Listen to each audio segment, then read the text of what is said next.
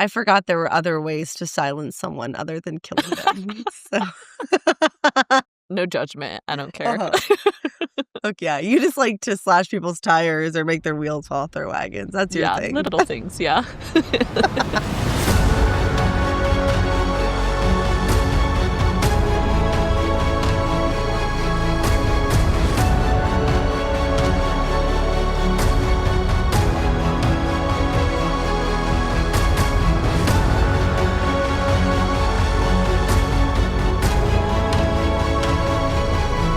Hi, everyone. Welcome back to the Booked on Fantasy podcast. I'm Addison. I'm Lorraine, and we are two best friends who explore the world of fantasy through books, shows, and movies, but with a heavy emphasis on books. We're going to jump straight into it today because we have a lot to talk about. Mainly, Nameless is my price. Nameless is my price. Yeah. Nameless is my price. That's all I can think about. As a quick reminder, we will be discussing chapters 43 through 49 specifically, but there will definitely be spoilers for all the books we've covered so far. This includes Tab, TOG, Com, Hoff, and QOS. Otherwise, the series is brand new to us, so you won't be getting any spoilers for the rest of the series. Furthermore, we would like to remind everyone that this is an adult podcast where we will have adult conversations. Explicit language or potentially triggering topics may be discussed, so please be mindful of that and adjust accordingly. Housekeeping. Our next Empire Storms episode will cover chapters 50 through 56. And second, if you need to fill the time between our Empire Storms episodes, then definitely check out our Onyx Storm coverage or our Paging the Past episodes. We've been covering the Hunger Games so far, and our Paging the Past episodes will be monthly book reviews to revisit our favorite series from the past, like Harry Potter, Twilight, and more. All right, so that is all for housekeeping, and let's get into the episode. We'll start with the book report for chapter summaries, and then we'll dive into an analysis and offer theories for each chapter, and finally, we will share our favorite moments. With that being said, Addison, please give us the book report. Happily, chapter 43. Lorcan was still wondering what the hell he was doing 3 days later. The carnival troupe made their way to a small town and decided to stay the night in a cheap inn for safety and to avoid the coming thunderstorm. Alid knew that a thunderstorm meant merchants and sailors would take shelter in a tavern, and being cooped up in a tavern meant boredom, and boredom meant gossip and news of the continent. Alid and Lorcan enter a tavern where they continue to play their ruse of husband and wife, and Alid manages to get news of the fall of Rifthold and Aelin Galathinius' whereabouts. Turns out Aelin wasn't in the north as Alid had hoped. Instead, it was likely she was on her way to Benjali. Alid began to discuss with Lorcan her plan to instead go to Benjali, but they were interrupted when Lorcan sensed a garrison of soldiers headed their way. They made a run for it to the river where they prepared to steal a boat when the man who owned the boat came charging out.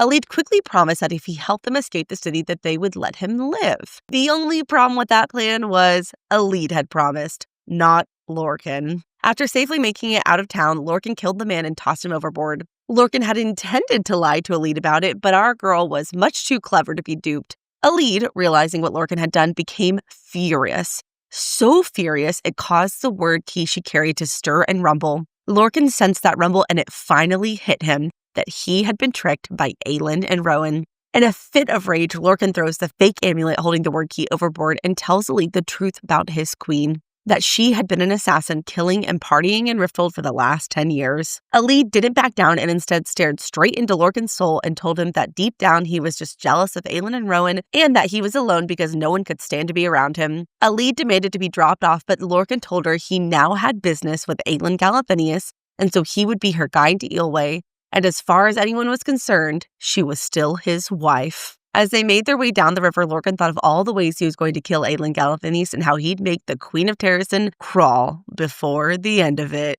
Chapter 44. The world began and ended in fire. Aelin was physically in her bed with Rowan, but she was engulfed in flames of her own making. She was in a sea of fire. It was only Rowan's voice shouting her name that gave her the control she needed to extinguish the flames. Once the immediate threat of incineration was over, Aelin then noticed Rowan was close to the edge of his control and brought him back by bossing him around and threatening to make him sleep on the floor. Aelin and Rowan had a heart-to-heart where once again they confirmed they love each other and that they were in this to whatever end. All of these free speeches and declarations of love and support lightened the mood, so Aelin and Rowan did what any normal couple would do after being almost burned alive. They got busy.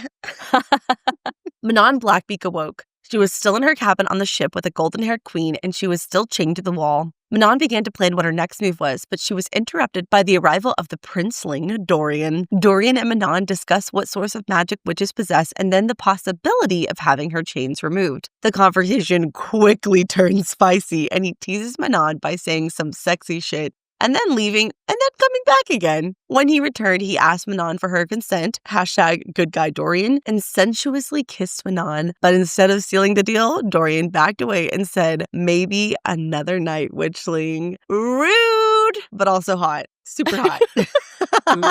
Ooh. It kind of worked for me, I'm not gonna lie. Chapter 45. Aedion was on the deck of the ship surveying the water and Aelin and Rowan as they sparred. He contemplated everything Lysander had scolded him about in Skull's Bay and thought maybe, just maybe, she was right about Dorian. Lysander returned from patrol and they discussed the hot gossip of Dorian and Manon and how Aedion couldn't ignore his father forever. Aelin and Rowan finished sparring and Dorian took the opportunity to ask Aelin about letting Manon out of her chains. Aelin and Dorian had a verbal showdown that ultimately ended in agreeing to compromise and let Manon out, but with restrictions. Aelin decided to see if Manon wanted to take a walk on the deck before sunset, and so she and the gang headed to Manon's room. When they entered, Manon looked at Fenrys and asked who he was. A confused Dorian reminded Manon that she had met Fenrys before, but Manon's eyes narrowed. She only had time to say, "No, he's not," and flash her iron nails before the fake Fenrys struck. I know, literally.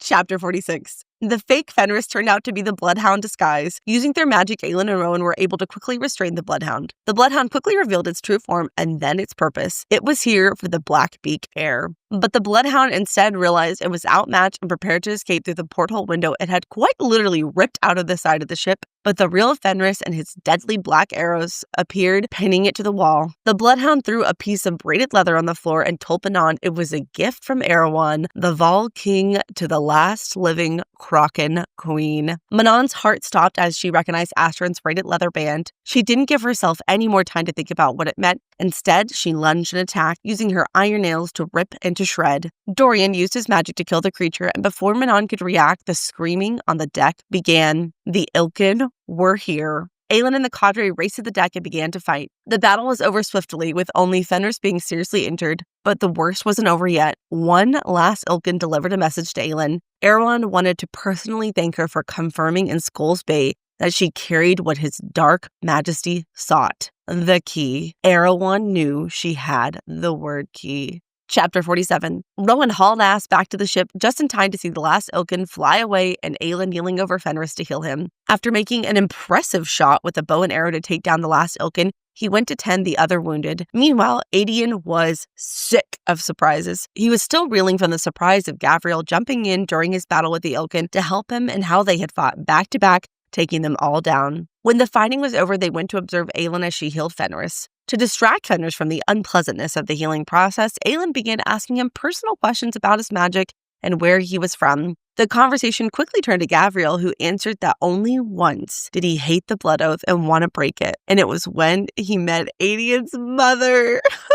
Aelin completed her healing of Fenrys and everyone dispersed so that they could heal and rest, but Aedion had too much on his mind and instead sat on the deck of the ship contemplating everything that had happened. Lysander appeared to him in ghost leopard form and the two watched the stars flicker over the waves. Chapter 48. They worked through the night to repair the ship, knowing they did not have the luxury of time to pull into a harbor and have the ship repaired, not when Erewhon knew their precise location. Dorian watched Manon as she tended to Abraxas, and when they locked eyes, Manon approached him. They had a brief conversation about where the line was when it came to their enemies, but they were interrupted by Aelin when she overheard Manon begin to discuss details of Morath and the horrors it held. Manon and Aelin had a non-physical showdown that started because Manon basically told Aelin to get over the defeat and make adjustments, and ended with a laugh from Aelin and her saying she knew she had saved Manon's sorry ass for a reason. Fenrys joined the conversation about Erewhon and his timing and how Maeve fit into all of this. And then he uttered the words that made Aelin's heart stop. Nameless is the price.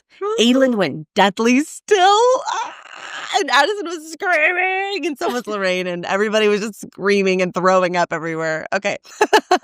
Aelin went deathly still and quickly departed to her bedroom. Manon revealed that Baba Yellowlegs had been an oracle and had likely shared Aelin's future, but only in veiled terms to drive her mad. Aelin was in the bathroom puking her guts up. Rowan debated breaking down the door, but Aelin came out and demanded to talk to Lysandra. Not knowing how to help his queen, he took to the skies. As he prepared to return to the ship, something caught his eye.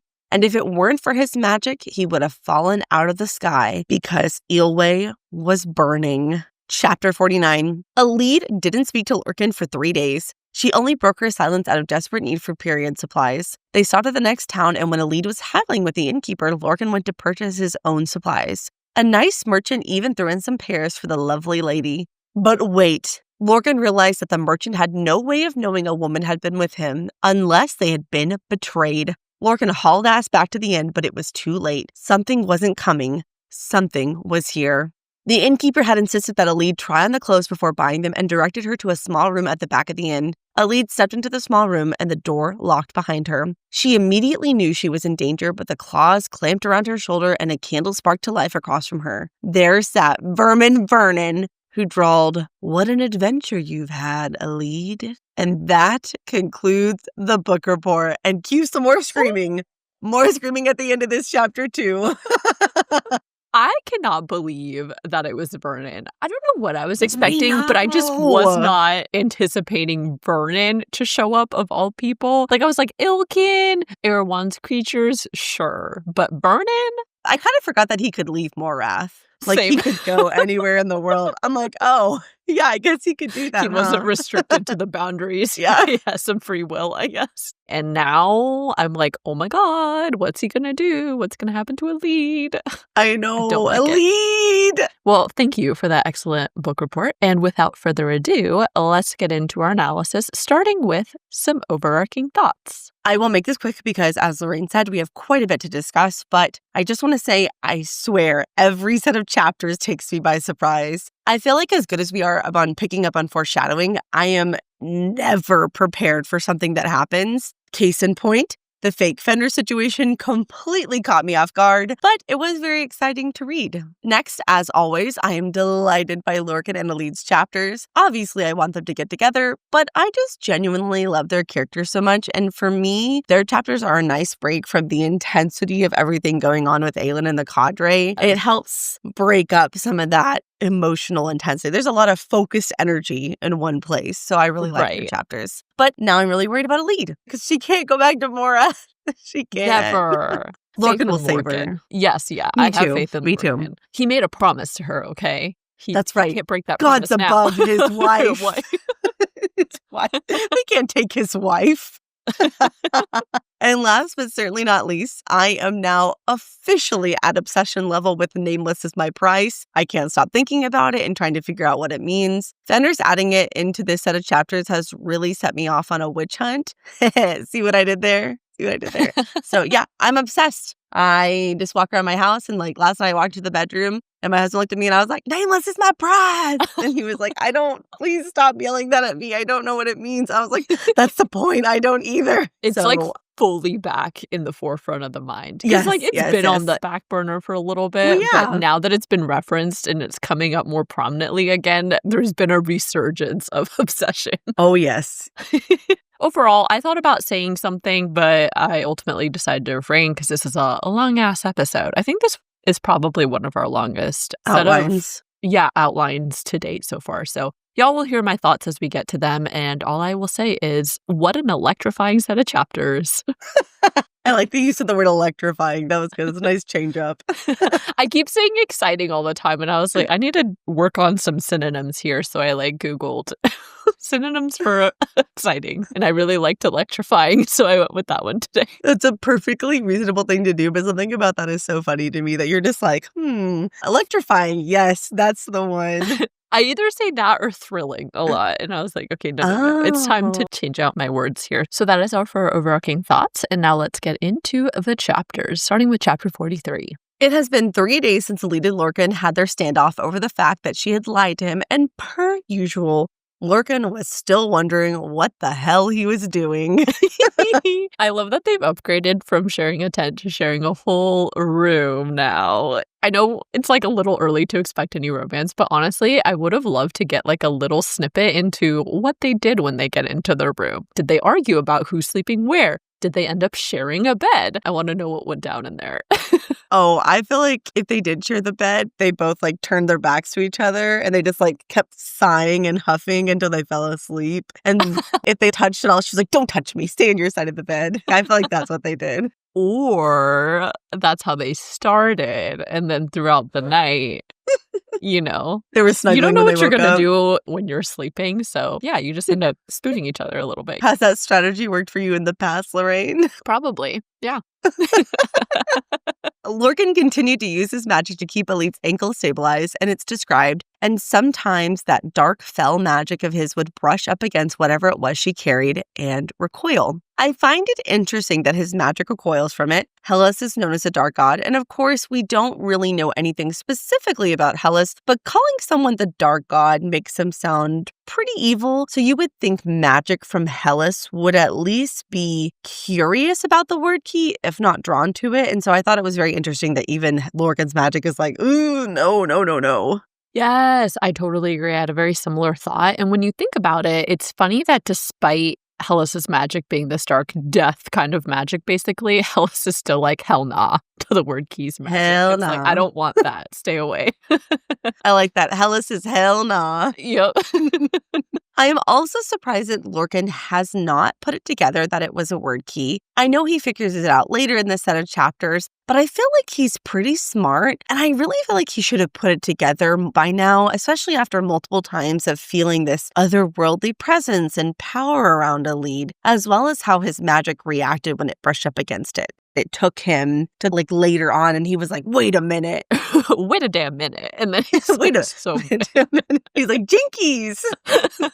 Yeah, I agree with that. Based off how pissed he is later, I'd reckon he's probably so mad at himself for not realizing it sooner. It's less about the fact that it's a word key and just the fact that he got duped. You know what I mean? I also found it notable that while they wander through the town, Lorcan takes a moment to contemplate how Rowan and Aelin had no idea what the Ilkin were. He wonders what Aelin's fire would do to them, and, quote, if the Ilkin were somehow training against Aelin Galathinius' arsenal, if Erewhon was smart, he'd have something in mind. So Aelin does, in fact, encounter the Bloodhound and Ilkin later, and we know Erewhon has also created wyverns and sea wyverns, but I do genuinely wonder if there are other creatures that he has in store for Aelin. Based off of how it's kind of worded, it seems like Erewhon may be developing his creatures to have specific defenses against Aelin and all the other members she has, because it says like her arsenal. And we know that the creatures seem to be adapting. And so is there going to be a creature who's particularly resistant to fire or something like that? And we'll talk about it when we get there, because there are a couple of details that support that later in the Ilkin attack on the ship. But I definitely agree that I feel like he's making them more resistant to their power. I wouldn't be shocked if he has or is making other horrible creatures. Right. Oh God, I can't take any more. The Ilkin and the Bloodhound are enough. Yuck. As the rest of the carnival members check into the inn, Elite tells Money Eyes Molly that she's going for a walk along the river. Naturally, her husband, Lorcan, had to accompany her. Lorcan tells Elite it's about to start raining, and an annoyed Elite informs Lorcan she knows what thunder means. She's like, yeah, I know. Duh.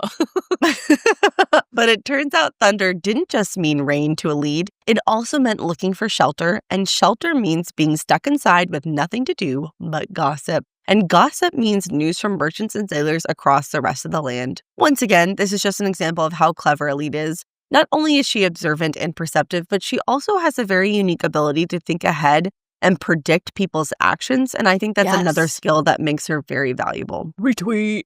I honestly feel like Lorcan should start taking notes from Elide because, I don't know, I feel like she's outshining him. In all of these circumstances, she just like picks up on things. She's just so smart. And Lorcan's like, it's gonna rain. What does that mean? And Elide's like, isn't it obvious? You know? That's right. Lorcan's all muscle and Elide is all brain. I also want to bookmark when just before this, Lorcan observes the barges on the river and thinks he'd seen a kingdom perhaps 300 years ago that relied on barges to sail its goods from one end to another. Lorcan wondered if it still existed, tucked away between two mountain ranges on the other side of the world. I mostly just wonder if this is another ancient group of people that will come back into the storyline to ally with Aelin or fight against the Valg, similar to the Mycenaeans. Or it could just be like random world building, I guess, but figured we'll just mark it. Or maybe he'll reference it later. Lorcan followed Elid into the tavern, and it made me laugh when he thought, some part of him admitting that for all his 500 years of surviving and killing and serving, he'd never quite encountered someone so unimpressed with him. This is actually the perfect way to describe how Elid feels about him, at least in the way Lorcan is accustomed to. Obviously, we know she is definitely impressed by his muscled figure, but I think Lorcan has spent most of the last 500 years having people immediately fear him and respect him because he's so menacing. But from the moment Elid met Lorcan, she has not given one single fuck that he is an immortal fae whose power was literally gifted by Hellas himself. She don't care at all. And all I could think about in this moment were the lyrics from that Shania Twain song, that don't impress me much. Yeah.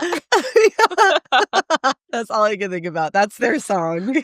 No, that's like the perfect song to describe Elid's attitude. He ain't special. He ain't nothing. That's right.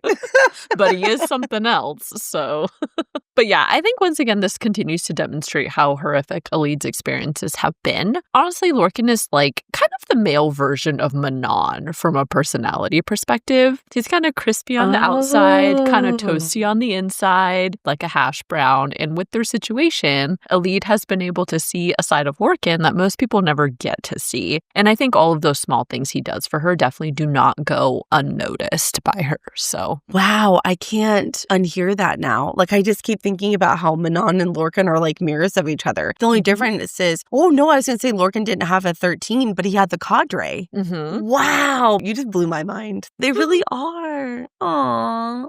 But deep down, you know, within them, they're... Yes.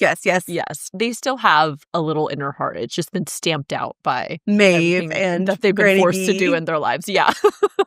I would love to see Lorcan and Manon fight. Not to actually kill each other, but I feel like that show would be scary. That would be really for scary. Sure, yeah. Elid grabs a table and orders drinks and food so they appear to fit in with the crowd. Lorcan thinks about how much he enjoys watching Elid's cunning mind at work and even wondered if Maeve would find her useful, but part of him also dreaded the idea of Elid in Maeve's hand, of what Maeve could mold Elid into, and he was grateful Elid had a mortal lifespan so that Maeve likely wouldn't bother with her. We will definitely talk about this more later when we're in the chapter with Aelin, Gavriel, and Fenrys, but I find each of the cadre members' viewpoints on serving Maeve very interesting, and to me it seems like Lorcan actually likes serving Maeve. That's the impression I'm getting. I'm not going to say he loves Maeve, and I don't mean romantically, but more as a subject who loves their monarch, but it does seem like he really doesn't mind the blood oath, and at this point has no desire for it to be broken. Even if he had the choice, I don't think that he would do it right now. That's a really good observation. Every cadre member has a different outlook and circumstance that led them to take the blood oath to Maeve, and I would agree he definitely doesn't mind serving Maeve at the very least. I would imagine his relationship with Maeve is complicated because on one hand, he's a bastard child and serving Maeve has probably brought some status and honor for him, at least within like Wendelin.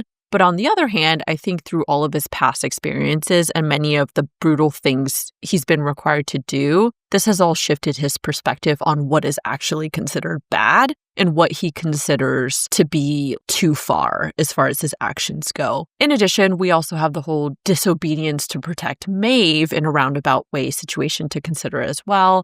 And basically, this was all just like a super word vomit way to say his situation with Maeve is complex. However, his specific comment about Elid continues to indicate he does care about Elid. Lorcan knows that serving Maeve inevitably requires one to do morally awful things at times, and Elid is this pure, innocent person who I think Lorcan wants to spare from corruption at the hands of Maeve. And that is actually very sweet. Oh, that's a really good point. It's not just what you'd have to do physically, but corrupt her in a more soul kind of way. Yes. Oh, yeah. I don't want that to happen. I love Elid. I know. But I think that also continues to endear Lorcan to me as we read. And this isn't stuff that he's explicitly said. I'm just making assumptions and like trying to analyze his motivations, even though we're projecting our wishes on to Lorcan. Right. We're going to make him a good boy, okay? We're going to. Exactly. Yeah. While Lorcan was thinking Elide was busy listening, she casually worked her way into a conversation with several merchants, and here is what she learned. A few weeks ago, Rifthold was sacked by the witches and was now in their control, and Dorian Haviliard was likely still alive, but no one knew exactly where he was. Aelin Galathinius was in fact not in the north as Elide had thought. Rumor had it she was in Ilium, trouncing soldiers, and then Skulls Bay. And now she was sailing somewhere. Some said Wendelin, and some said to Eelway, but no one really knew why she'd head to Eelway. Within this convo, the man Elide is talking to says, not wise to leave your home undefended, if you ask me. But she's barely a woman. She can't know much about warfare at all. Obviously, we know Aelin couldn't return to Terrasen because of Darrow's decree against her for the time being, but this did make me wonder if maybe we should be worried that Erewhon is going to launch some sort of attack against Terrasen while Aelin's in Eelway, because we know he strategically cut Terrasen off from the rest of the continent and placed his forces in several other areas. I just kind of wonder if this could be some foreshadowing for some kind of future attack, I guess.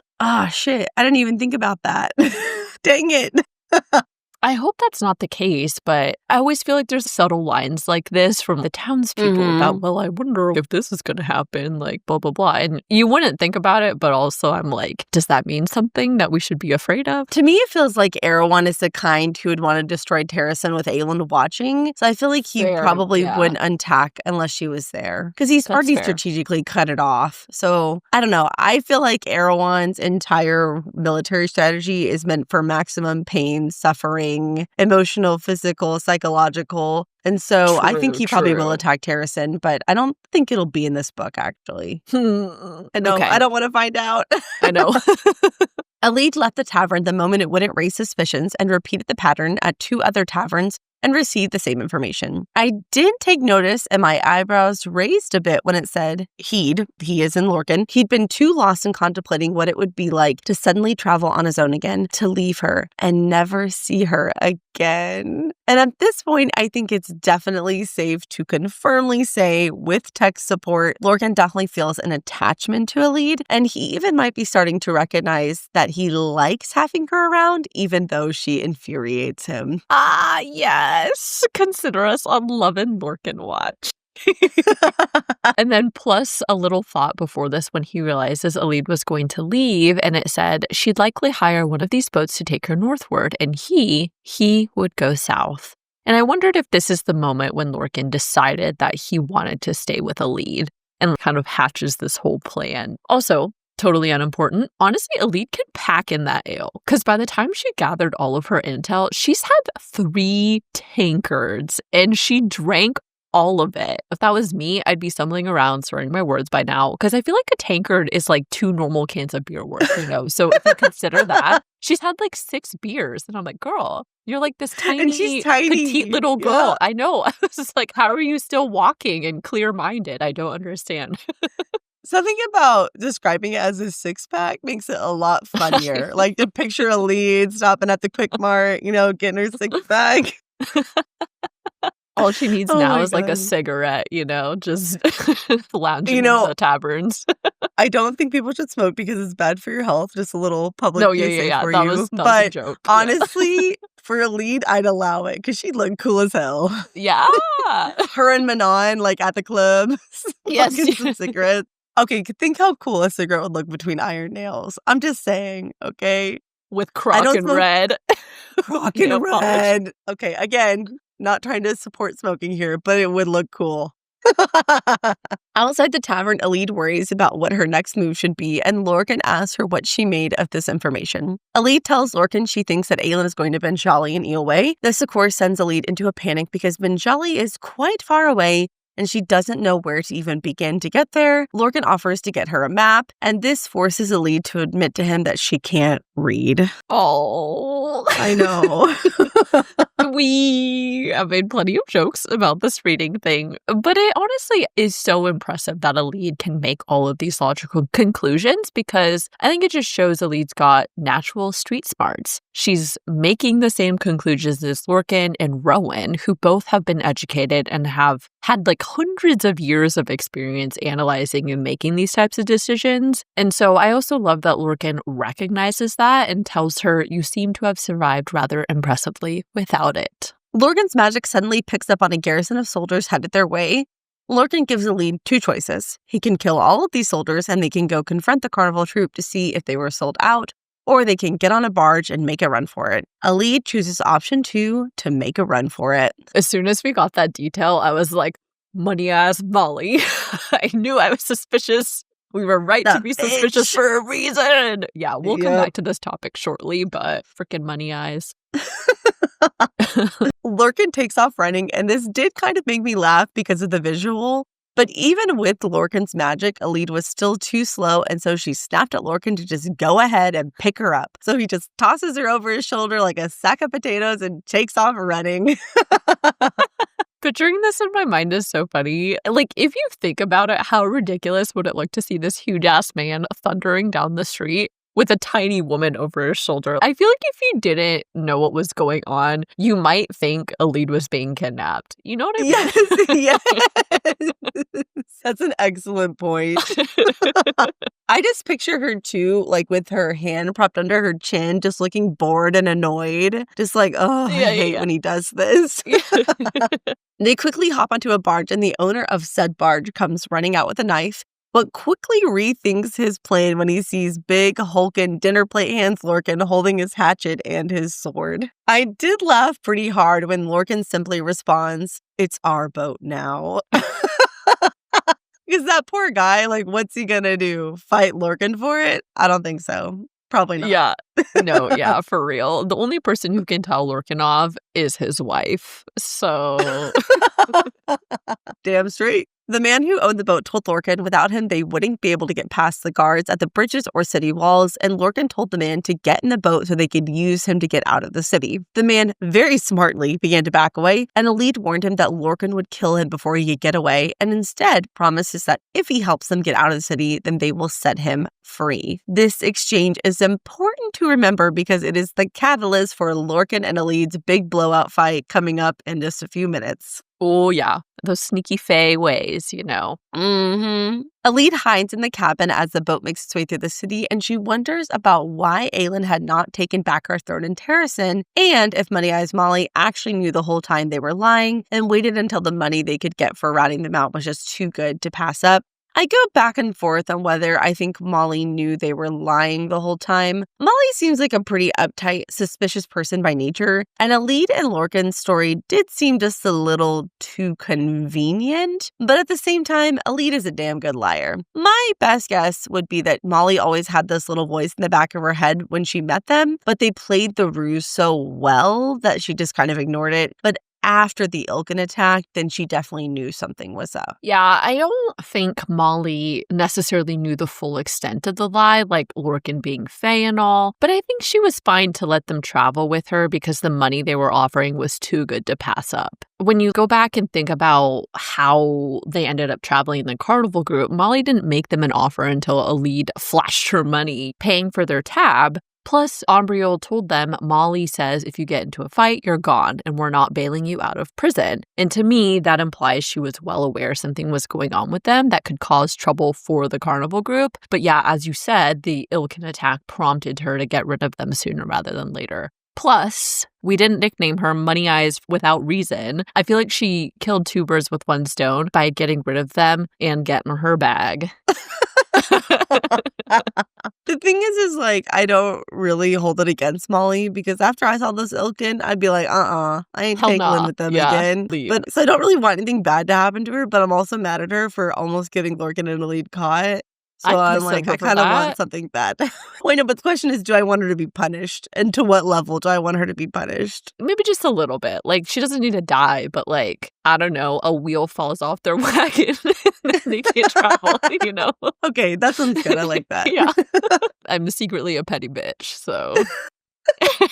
Which is funny because you're like the nicest person in the world. Literally the nicest person. Typically, but don't cross me. And then or Lorraine's gonna make the wheel fall off your wagon. I'm gonna be in my bedroom with some voodoo dolls, just like doing some voodoo shit, hoping you step on a crack or something. Hey, Lorraine's really into star signs, so she will manipulate the planets to fuck up your astrological day, okay? That's right. That's right. I know. Sometimes on our TikTok, on our feed, there's all this horoscope shit. And I'm like, what is this? And I'm like, damn it, Lorraine. It's me. It's Lorraine. Watching astrology. Because I always, like, as soon as I see it, I'm like, oh, skip. And then I'm like, why is there so much of this?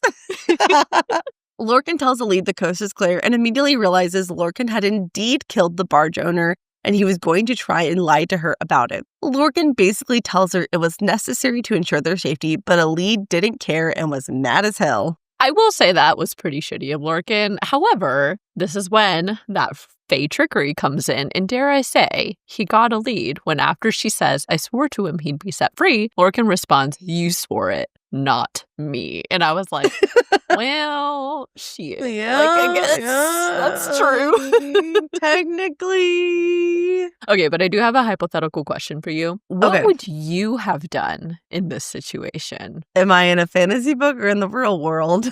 In a fantasy book, you're Lorcan in this situation. Oh, I would have killed him. He would have got. Oh, But it's because, okay, but the justification is that Lorcan, using his, sixth sense from Hellas, could smell the intent to betray, right? yeah. And so yeah. if you basically knew that he was going to go and run off and go tell on you, Right. I mean, if it's that or your survival, I mean, bye. Because the man was being deceitful anyway, True, fair So now if I would have been unclear about his intentions, then it would have been harder for me. Okay, that's a good response. I like that. I don't think I could kill a man.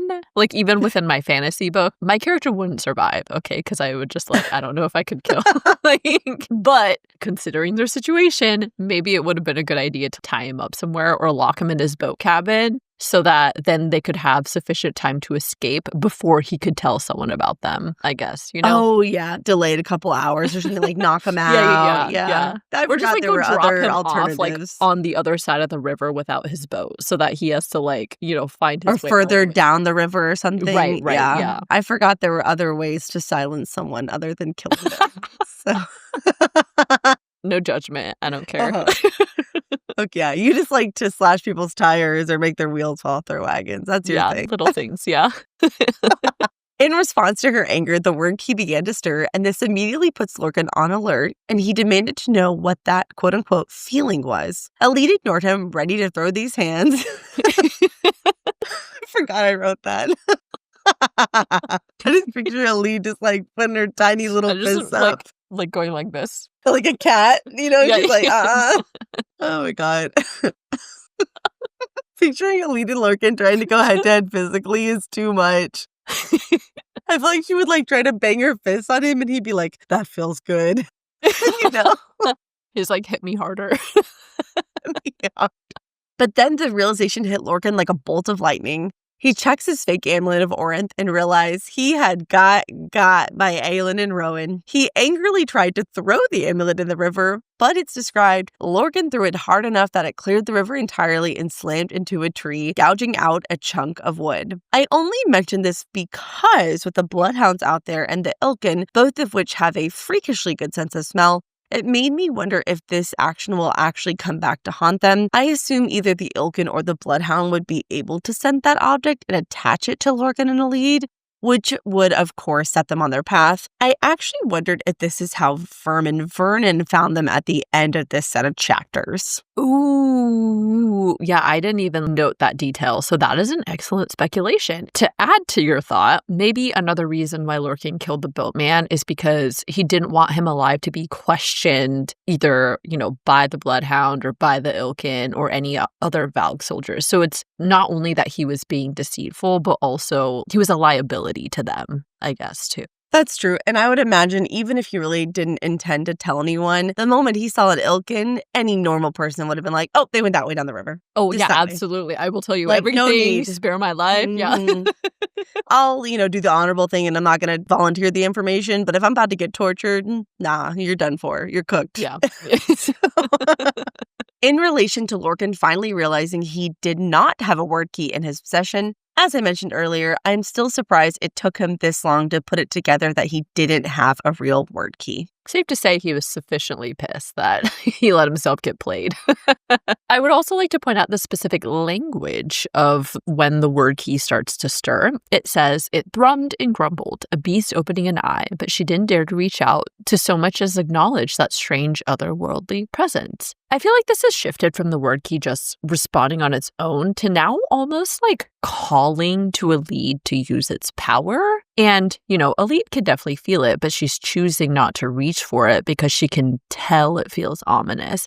And again, I think this continues to just play into this whole discussion of does Elid have magic or not? And part of me wonders if maybe this is some small foreshadowing that Elid does have a greater amount of magic than we've been led to believe so far. Lorcan is in a blind rage and reveals to Elid who Selena Sardathian was, what she did in Rifthold during her time as an assassin, and how she eventually ended up in Wendland with Rowan. And he gave the big reveal, Selena Sardathian and Aelin Galathinius were one in the same. Elid is completely stunned by the news, and in trying to process it, she realizes that Lorcan knew this whole time they were the same person and never told her, which of course makes her even angrier. Elid then tells Lorcan off so bad I felt the sting of it just reading it. She says, "I was wrong. I said you and I were the same, that we had no family and no friends, but I have none because land and circumstance separate me from them. You have none because no one can stomach being around you." Oh. And I was like, ouch, that hurt. Although I do feel Elid is partially right, but I feel like the reason no one can stomach being around Lorcan is because he purposely acts like an asshole to push people away because he's afraid of anyone getting close. And so it's not that he can't be likable, it's that he purposefully creates the circumstances so that he can't have that. I do think he genuinely believes he's doing the right thing because he honestly just doesn't believe in humanity. Lorcan seems to view everything through an eat or be eaten lens and is ultimately the byproduct of a life lived being forced to do many brutal things and face many brutal things as well, which I'm sure would harden anyone. It all goes back to the parents, his mommy and daddy issues because he was an orphan. It always does. I'm telling you, if he had loving parents, he would have never. Young. Yeah. Yes, I'm telling you. Elid continues and says, "And you know what the biggest lie you tell everyone, Lorcan? It's that you prefer it that way. But what I hear when you rant about my bitch queen, all I hear are the words of someone who is deeply, deeply jealous and lonely and pathetic. All I hear are the words of someone who saw Aelin and Prince Rowan fall in love and resented them for their happiness because you are so unhappy." I was recoiling at this point because this is fucking vicious. It's vicious. And I think it's hard to hear because you know that it's true. I think Elid is right that deep down Lorcan really is lonely and he masks the sadness of having no one in anger and jealousy. Every time Lorcan has a thought about Rowan leaving to be with Aelin, it always has this note of jealousy and resentment embedded in it. And most of the time, he'll think about Rowan as in the context of like, oh, he was my sentinel. He was my guy. And he abandoned me. Yes. And so even though Rowan and Lorcan weren't really friends, that was probably the closest, most stable, consistent person in Lorcan's life. And so he does feel sad and angry that Rowan's gone. He needs his heart. He can't say it. He needs Elid to help him get there. I know. Yeah. As vicious as it was pretty true. I really do think Lorcan felt like as long as the other cadre members were there, it helped him feel less alone and that at least there were others who were experiencing the same thing that he was. But to see Rowan leave and actually also be let go by Maeve, I think would be tough because now you're watching someone else get to be free. And as we mentioned last episode, I think he resents Rowan for leaving because it reminds him that he is not free. I also absolutely admire Elid for being so steadfast in her loyalty to Aelin though, because rather than succumb to all the rumors and let Lorcan's opinion cloud her own, she instead says, "So call Aelin a murderer and a thief and a liar. Call her a bitch queen and a fire breather. But forgive me if I take it upon myself to be the judge of those things when I meet her, which I will do." Elid tells Lorcan she's going to Eelway and to take her to shore because she is capital D-O-N-E done with him. Lorcan says no because he now has business with Aelin Galathinius, so Elide should count herself lucky because she now has a guide to Eelway. I did also giggle a little bit despite the tension when he growls and says, "As far as anyone's concerned, you're still my wife." That's right. And y'all know how I feel about that. And I was like, my, how the turntables. Yes. Because back when Lorcan and Elide first put on the ruse, I loved when Elide was like, "I said you're my husband until I say otherwise." And now Lorcan is like, "Nope, you're still my wife. Ain't getting out of it." God's above his wife. God's above. We had a pretty good feeling that Elide and Lorcan wouldn't actually end up separating. We just didn't know how the story would progress to keep them together. But now we know. I have to say, this was a pretty good sequence of events plot-wise that ends up keeping them together. I thought that was some good plot planning and technical writing. Yeah, I was kicking my feet and giddy with anticipation because I just love their chapters so much. I wasn't ready to give up their shared scenes yet at this point, so this plan is excellent. I also thought it was funny and sneaky that he'd already planned on going with Elide because he tells her the river veered south miles ago. So he's just been like cruising along with her this whole time. He already made that decision before he made it clear to her. You know what I mean? Oh, yeah, he did. He was like, "What's she going to do? Try and stop me?" As if. He really did kind of kidnap her. Yeah. Eventually, sort of.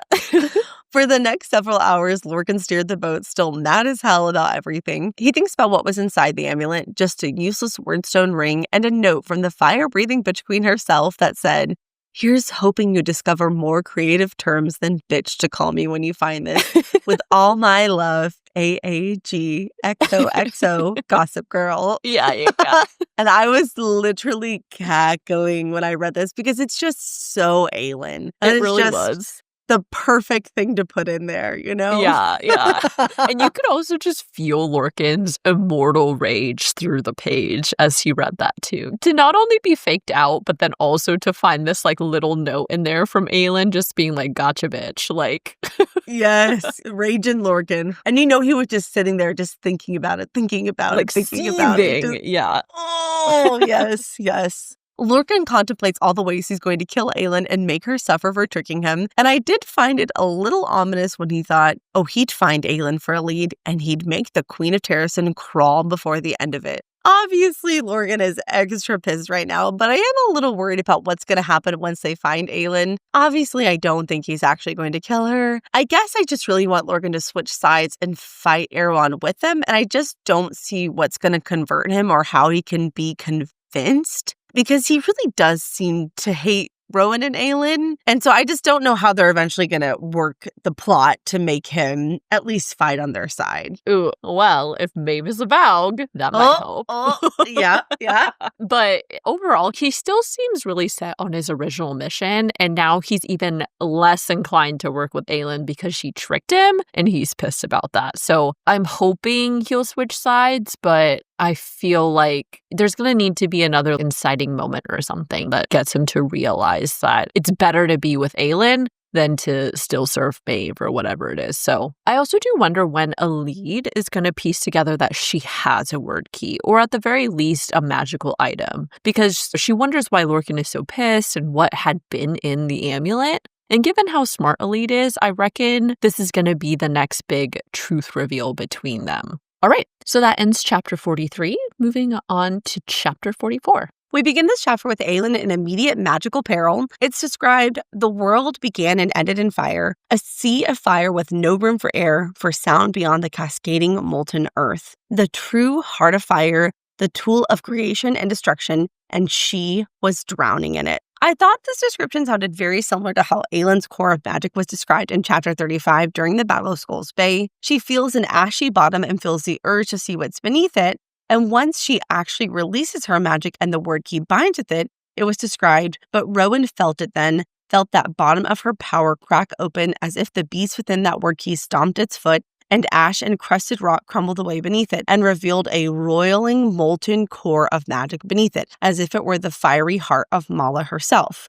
Those descriptions sound almost identical to me to what Aelin is experiencing now, And so that's what it made me think of. Yes. Yeah, you're totally right. And I'm glad you pointed that out. I thought specifically when it said the true heart of fire, the tool of creation and destruction in particular, really sounds like Mala's full power, which, yeah, as we know, Aelin has been gifted with as well. So crazy. It's crazy. Crazy. For me, the question is, why is this happening? What prompted this uncontrollable and unpredictable magical reaction, Aelin? I have to be honest, I have absolutely no idea what the hell happened here. My only guess would have been there was an impending threat and her magic was reacting, but we can clearly see the threat doesn't come until later. And so I don't think that's the case. I feel like this was 100% a nightmare to foreshadow an experience that will happen to Aelin, either when she uses the word key again, or if she has to dig way down to the core of her magic to defeat Erewhon or one of his creatures or something. There is going to be some sort of all-consuming point for her with her magic because she is the queen who was promised to the gods. No, don't start that again. Okay, I barely recovered from the last episode. No, I'm gonna be chill this episode, guys. Okay, so not to worry. I don't believe you for a single second.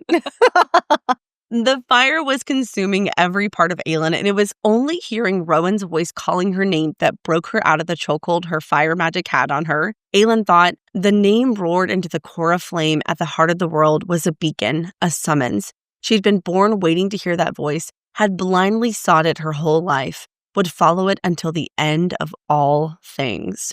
Despite the horror of what was happening in this moment, I did like the description of how her whole life, without realizing it, her soul had searched for Rowan. And I was like, #mates for sure, ready to get that verbal confirmation. Yes.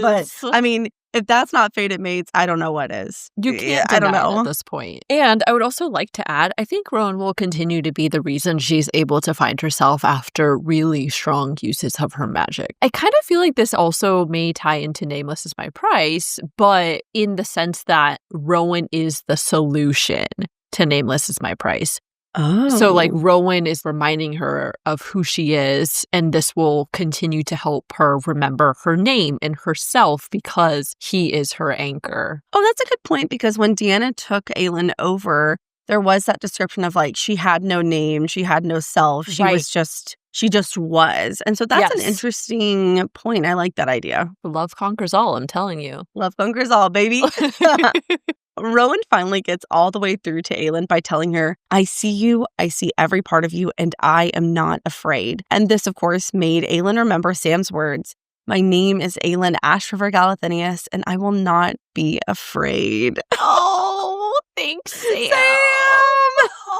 I just think it's so beautiful that one small statement from him continues to be a theme for Aelin embracing her path and future head on. And she always comes back to that statement. And so it's just cute. The memory of Sam lives on. Just think if Sam only knew how impactful that phrase would be for her. Oh. He would be proud. Also, this is totally off topic, but sometimes it makes me really sad that Sam never really knew she was Aelin Galathinius. She never got to tell him. I hate that. Sam.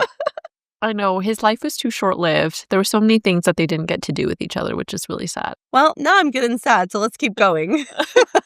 Remembering these words finally gives Aelin control of her magic, and she's able to stop the flames. But now, Rowan had gone into a bit of a territorial female state, likely prompted by his primal urge to protect Aelin. Aelin brings Rowan back to reality by bossing him around, biting his jaw, and threatening to make him sleep on the floor.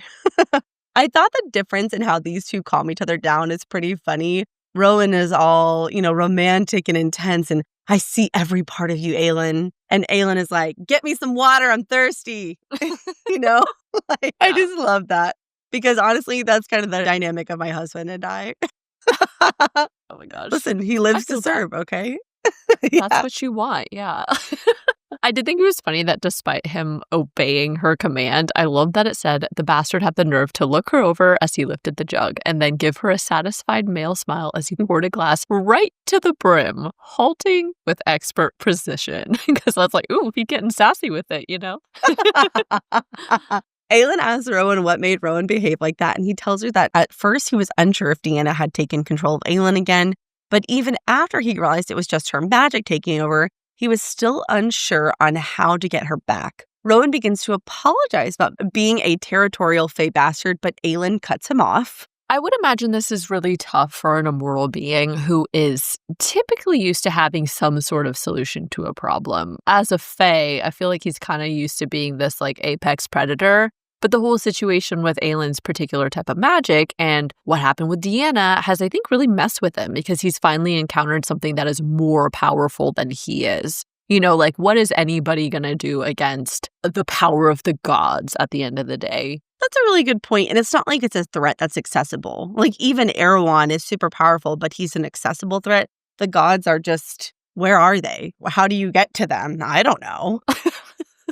Aelin tells Rowan that she loves him for who he is and to never apologize for that, because him just being himself is what helped lead her out of that place. I thought this was a very touching moment between the two of them. Both Aelin and Rowan have really struggled with self-acceptance, and I think it's very reassuring for Rowan to hear that Aelin loves him because of who he is, the good, the bad, and all that Fae territorial nonsense. Oh, yeah, I feel the exact same way. It makes my heart just so happy to know that they have each other and that they fully accept the other person as they are. And she's offering back exactly what Rowan has done for her, and that's very beautiful. Aw, #blessed. Rowan tells Aelin that he wishes he had more to offer her, resources for during the war, but also beyond the impending war. This prompts a conversation between Aelin and Rowan about her choice to not use her hand in marriage to form an alliance to secure an army. Aelin tells Rowan, "Here is the way I see it. We do not have the luxury of time, and a marriage to a foreign kingdom with its contracts and distances, plus the months it takes to raise and send an army, we do not have that time." This is actually a very logical reason for not going through with the marital alliance. It doesn't seem like there's anyone on the continent that she could marry that could raise an army, which likely means she'd have to travel far to find someone either on the southern continent or all the way in Wenland. And the truth of the matter is they really don't have time to do all of that. They have a quest from the gods and Valak to kill, so... Yep. I wasn't going to read the rest of the quote, but this is just too funny and sweet not to say it. Aelin goes on to say, "We only have now, and what I don't need is a husband who will try to get into a pissing contest with me, or who I'll have to cloister somewhere for his own safety, or who will hide in a corner when I wake up with flames all around me. This, Rowan, this is all I need, just this." These are also excellent reasons why it is really not practical for Aelin to enter into a strategic marriage. This is kind of morbid, but in this situation, hypothetically, let's say she was married to a normal old human guy with no ability to sense danger or magic, there's a good chance she would have accidentally burned him or killed him. The only reason the ship didn't burst into flames all around them is because Rowan used his magic to create a shield. So Right. Aelin really does have to be with someone who has powerful magic. Oh, absolutely. I mean, can you imagine Aelin trying to Aelin with Sam or Chaol? And I mean that in the most, like, loving way possible. She'd be so distracted worrying about hurting them in the process of her magic use that she'd basically become, like, ineffective. And so she does need someone who isn't afraid of her and also won't compete with her for power, because both of those things will also hinder her ability to make decisions and act quickly, which is really important when you're dealing with these, like, extremely powerful magical beings like Erewhon and Maeve. So Rowan is her equal, and he's good for her. Yeah, no, that's exactly what I was going to add on, is just that I think that she needs someone that she could trust to take care of themselves. And not that Chaol and Sam weren't super capable and great, but when we're talking about Erewhon, they're human. Yeah. Rowan is an immortal Fae warrior, one of the most powerful, has 300 centuries of experience. You can trust him to take care of himself. And the Karanom thing is really helpful too, because he can give her like a little magical boosty boost when she needs it. So I knew you were going to say that. I knew it. If you weren't going to say it, I was. So someone had to. Magical boosty boost, yeah. And then, of course, the most obvious reason is that they're mates. Duh, they have to be together because, well, they're fated mates. I will accept nothing less. All of these pretty speeches and declarations of love and support lighten the mood, and so Aelin and Rowan did what any normal couple would do after almost being burned alive. They got down to business. So go ahead and bookmark this for research purposes, as I did. And yeah.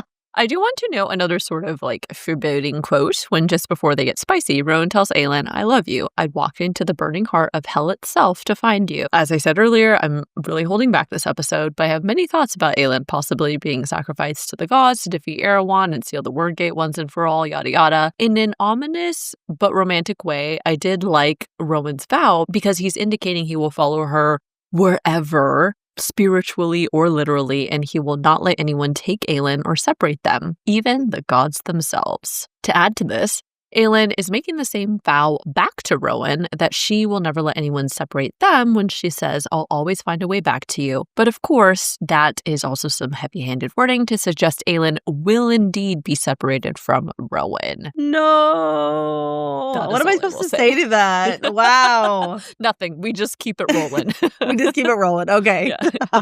We switched to Manon's POV, who had awoken because of some predatory instinct. She takes in her surroundings, and I thought it was funny when she thought of Abraxos. She thought, still alive, still sleeping, if she knew that drowsy, wheezing grumble. And something about describing Abraxos as like this drowsy, sleepy baby. I just love that. He's so cute. I still can just picture him sunning himself on the deck, just like all stretched out, and the sailors are trying to like step over him, and he's just like, yeah.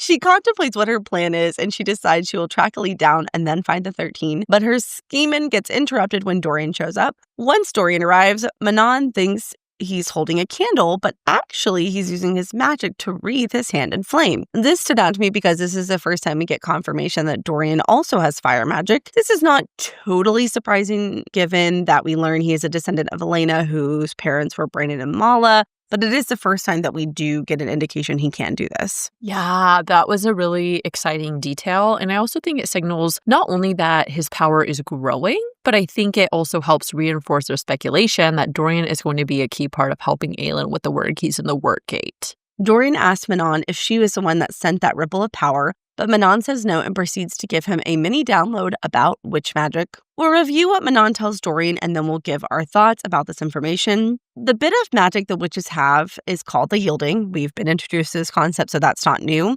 Manon says, "We usually cannot summon or wield, but for one moment in a witch's life, she can summon great power to unleash upon her enemies. The cost is that she is incinerated in the blast, her body yielded to the darkness." She also tells Dorian that during the Witch Wars 500 years ago between the Krakens and the Iron Teeth, both sides made yieldings during every battle. When an Iron Teeth witch yields life to the darkness, its power fills her and unleashes in an ebony wave. It is a manifestation of what lies in their souls. Manon had only seen it done one time by a young scared witch who knew she wouldn't win glory any other way.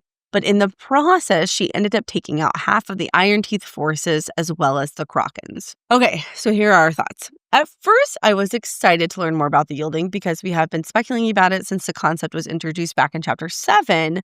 But the more I learned, the more anxious I felt because I just know this is foreshadowing that it will be used either against us and or likely at least one witch we know and love will end up doing this to sacrifice to save everybody or something. Yes. I feel that is definitely going to happen, honestly. Agreed. We also correctly guessed that engaging in the yielding is tantamount to suicide, and you are, in fact, actually incinerated. So now we do have this confirmed. Boo, but yay. We got it right, but that was not the fun thing to get right. Right.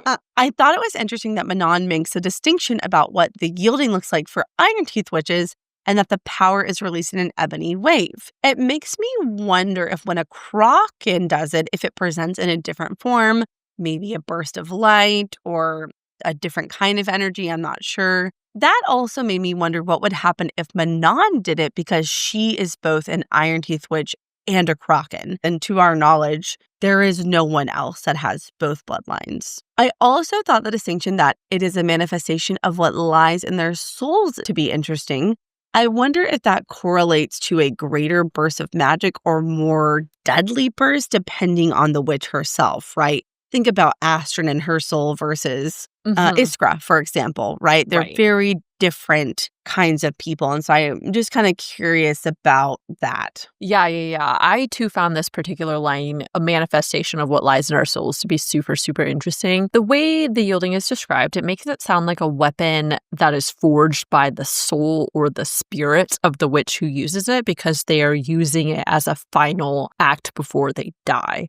So then the essence of the power from the yielding is also shaped by whatever soul the witch had. So like if your soul is filled with rage and emptiness like the Iron Teeth, then that is the essence of what you unleash, which I would imagine is this really destructive force. But to your point about the Krakens, since they were raised differently and are probably more peaceful or hopeful, then it does make you wonder if their yielding would unleash a brighter power of healing or something that can combat evil. I really like the idea of it being some sort of bright light power, like you said, for a Kraken, or a reformed Iron Teeth like Manon in her 13, similar to how Aelin has fire power that combats with the Valg, but I guess like the witch version of that. I also strongly agree that this discussion is further foreshadowing that a witch will use the yielding, but to get more specific, if it were to be like one of the 13 or Manon, for example, I wonder it will have more of a restorative force or result in unleashing of power that combats directly with the evil of Erewhon and the Valg. Because their souls are filled with goodness and light and love for each other.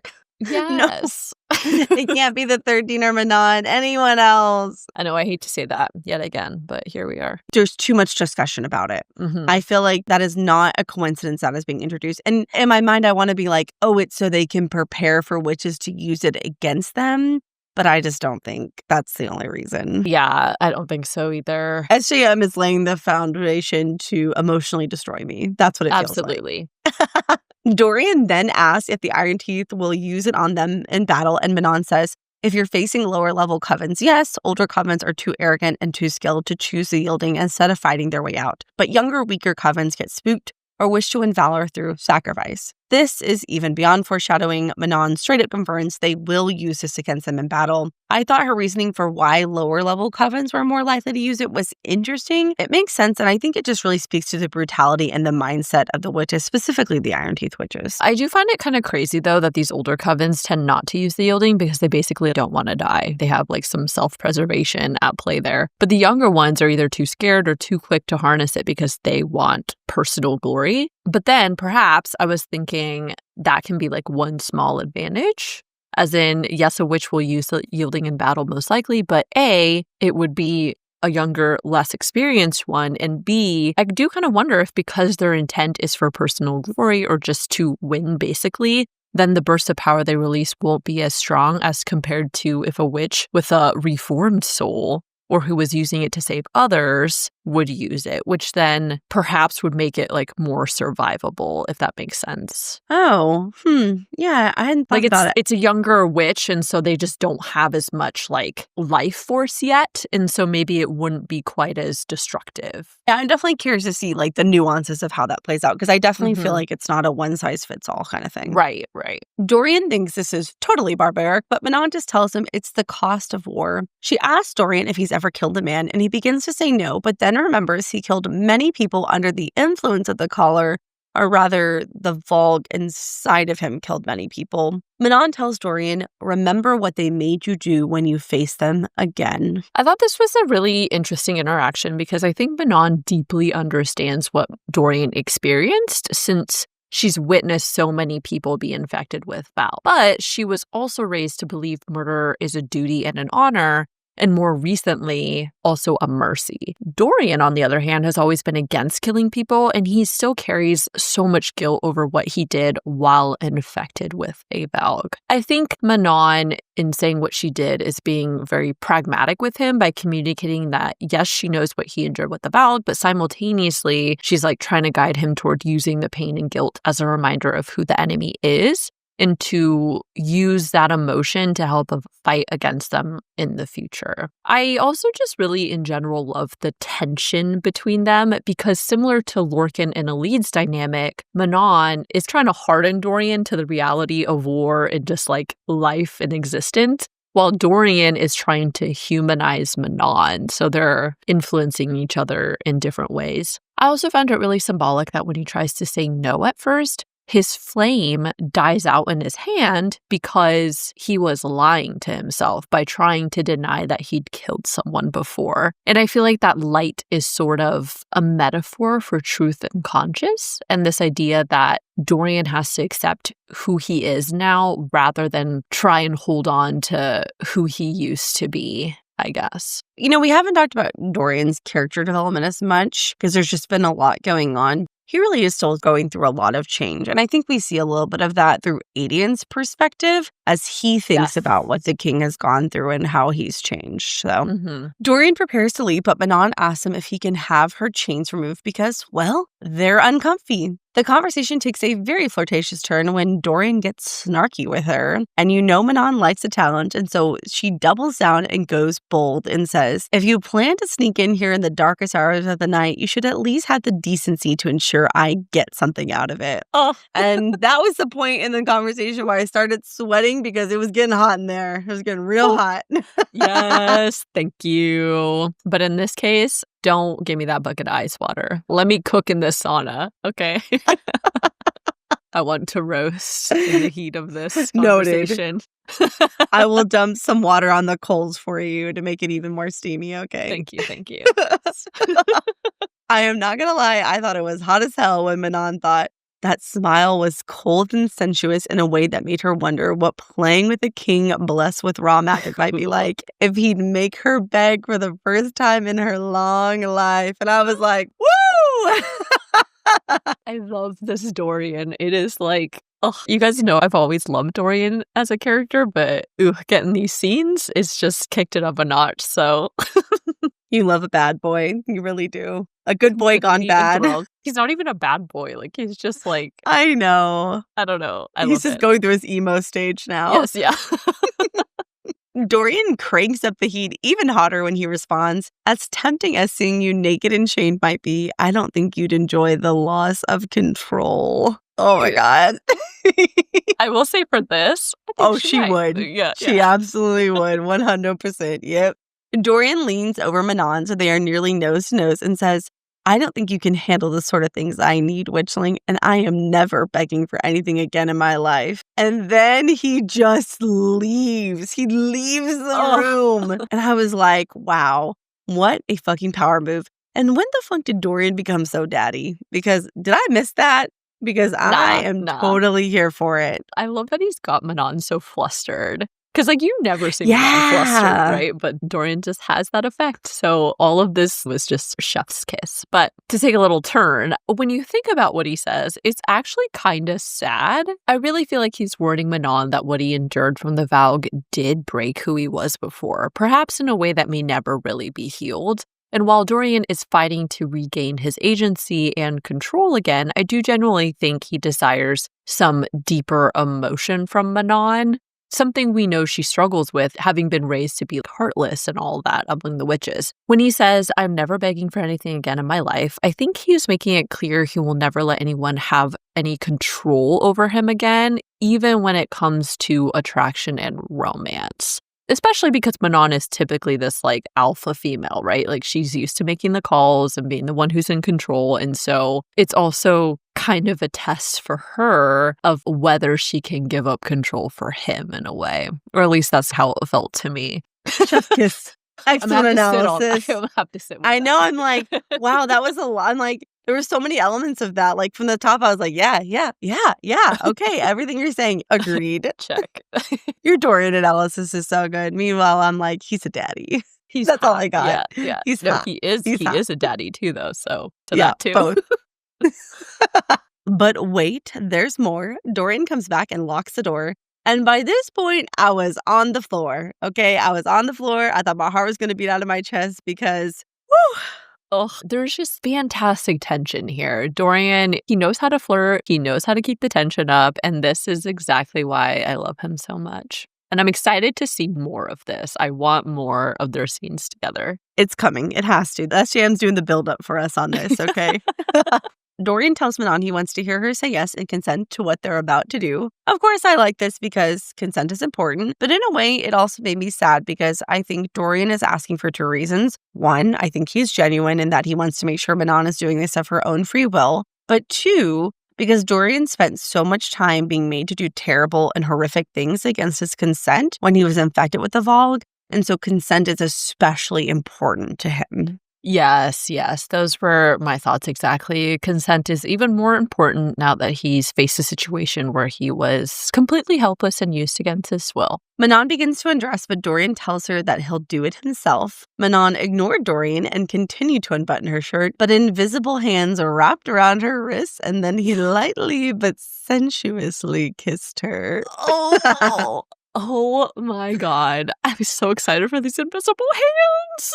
I know. Me too. Honestly, I was so excited.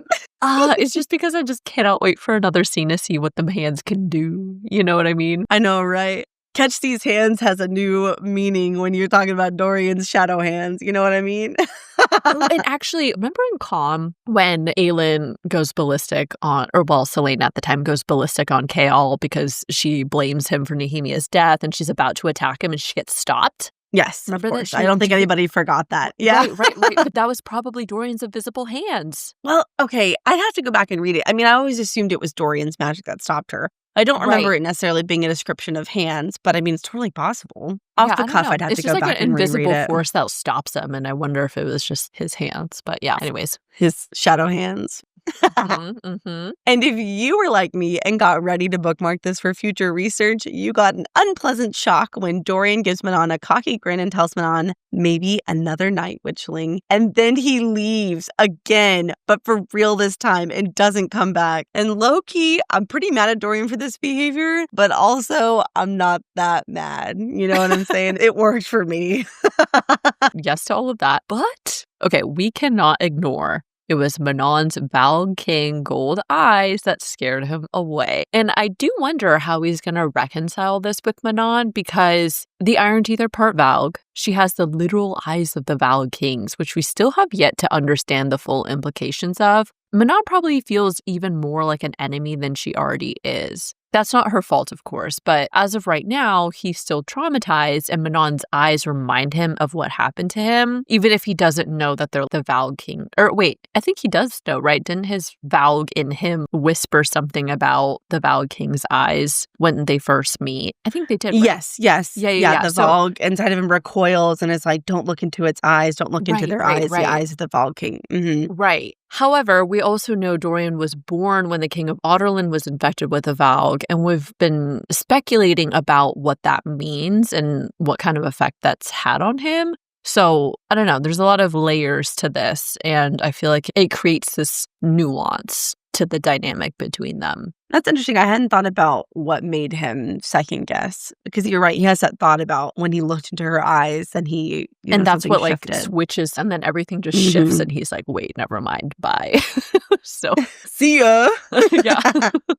All right, so that ends chapter 44. Moving on to chapter 45. Aedion had the pleasure of serving Manon breakfast and couldn't help but notice the lingering scent of female arousal and that Dorian's scent was entwined among it. First and foremost, yuck. Okay, yuck. Y'all know how I feel about that scent thing. Second, this is exactly what I'm talking about. The heightened sense of smell is a no for me because there's no privacy. You can't be sneaking around. Everyone knows. Yep. Okay, and here's the thing. They didn't even get to go all the way and people just assumed because of the scent thing. And I hate it. True. I don't like it. Your business is everyone's business. For real, though. Hours later, Aedion was at the ship's helm contemplating Dorian and Manon and everything Lysander had scolded him about back in Skull's Bay. Aedion thought, in the quiet hours of his watches, he'd often mulled over the thorough scolding Lysander had given him regarding his anger and cruelty towards the king. And maybe, just maybe, Lysander was right. And maybe the fact that Dorian could even look at a female with interest after seeing Sorsha beheaded was a miracle. I was so proud of Aedion in this moment. This shows immense character growth for him. Being able to take someone's scolding, albeit good-natured, process it and apply it is hard for anyone, but especially for Aedion, who has some female stubbornness, and especially when it comes to Dorian, who, although he didn't actually do anything, he is still the son of the man that destroyed everything Aedion loved. Being able to show this much emotional intelligence and compassion makes me really love and appreciate Aedion.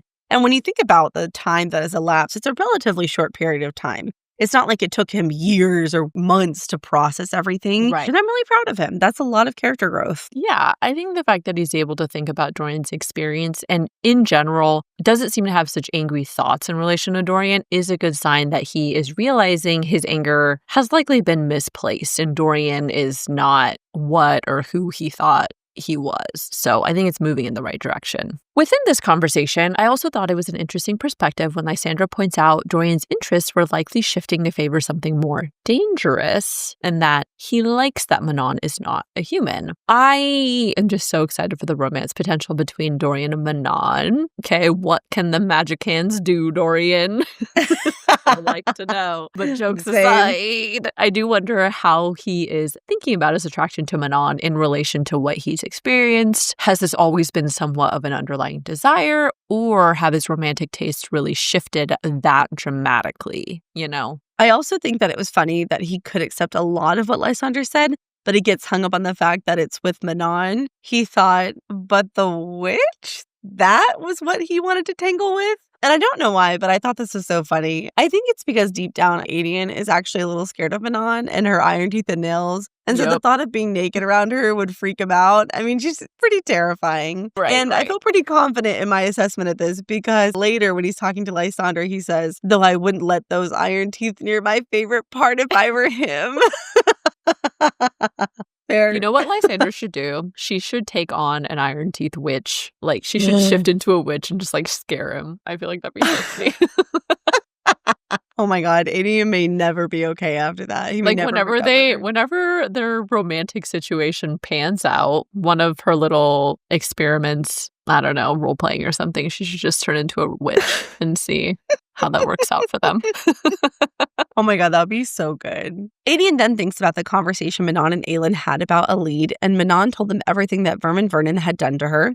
Apparently, Aelin was furious about Alid and actually backhanded Manon and then slammed her against the wall with a ring of fire around her throat. I did appreciate that Rowan tried to intervene a little and remind her that Manon was also responsible for Alid's escape and rescue, but Aelin did not give a fuck about that and told Rowan that's why there wasn't fire in her throat. And I was like, yikes, do not get in Aelin's way. I do understand why Aelin is pissed, but I think her anger was very misguided. Manon and Alid's time together was maybe about 6 weeks. What Aelin is really angry about is how Vernon treated Alid for 10 years, and probably a little bit she's angry at herself for what she was doing for the last 10 years while Alid was essentially being kept prisoner and being tortured. And so I think there's a lot of misdirected anger in this situation. I totally agree. Did you really have to beat her up like that? We did, of course, joke about Manon leaving Alid in the Oakwald Forest as well with, like, barely any supplies.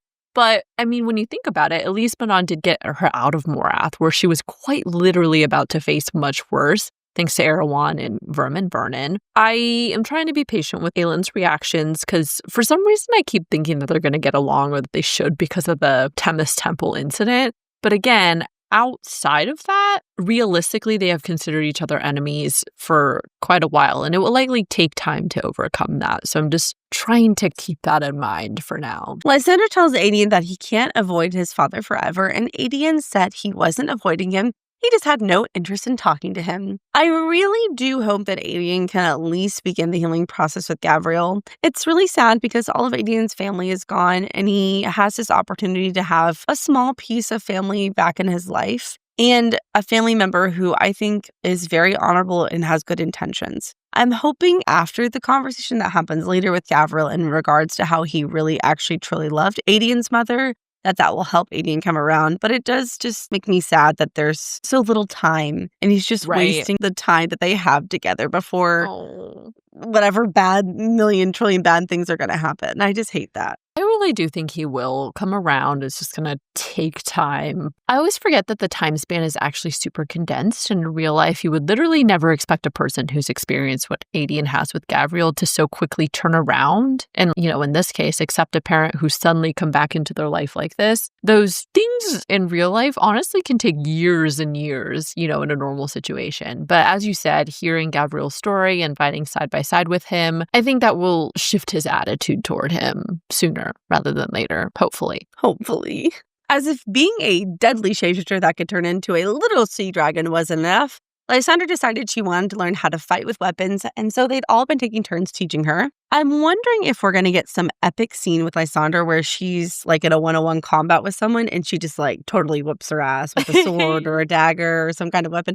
Or you know what? Hell, maybe we get like a funny sparring scene where she kicks Adian's ass. Either of those, all of those, sign me up. Yes, I would love a good hand-to-hand combat scene from Lysandra. But also in this conversation, I did feel a bit sad for Adian when he thinks about Lysandra laughing off his decree to marry her one day and how they hadn't talked about it since. And honestly, you know what I want? I want more of Lysandra's POV. We have basically had 0 POVs from her. I think it'd be really interesting to see how she feels about Adian and just in general how she's been processing all of the change that she's experienced since Farabin's death, the return of magic, joining Aelin's cause. I don't think we've gotten any POVs from her, right? Other than when she's been in a shifted form. The only thing I can think is maybe in Queen of Shadows, like Shadows at the end. It's when magic gets released and she's on her way to go and help them. But that's really it. Yeah, we really don't get any of her perspective or thoughts as she's observing and watching things unfold. Yeah, and I would really like that. Me too. Yeah, I mean, everybody else gets a damn POV.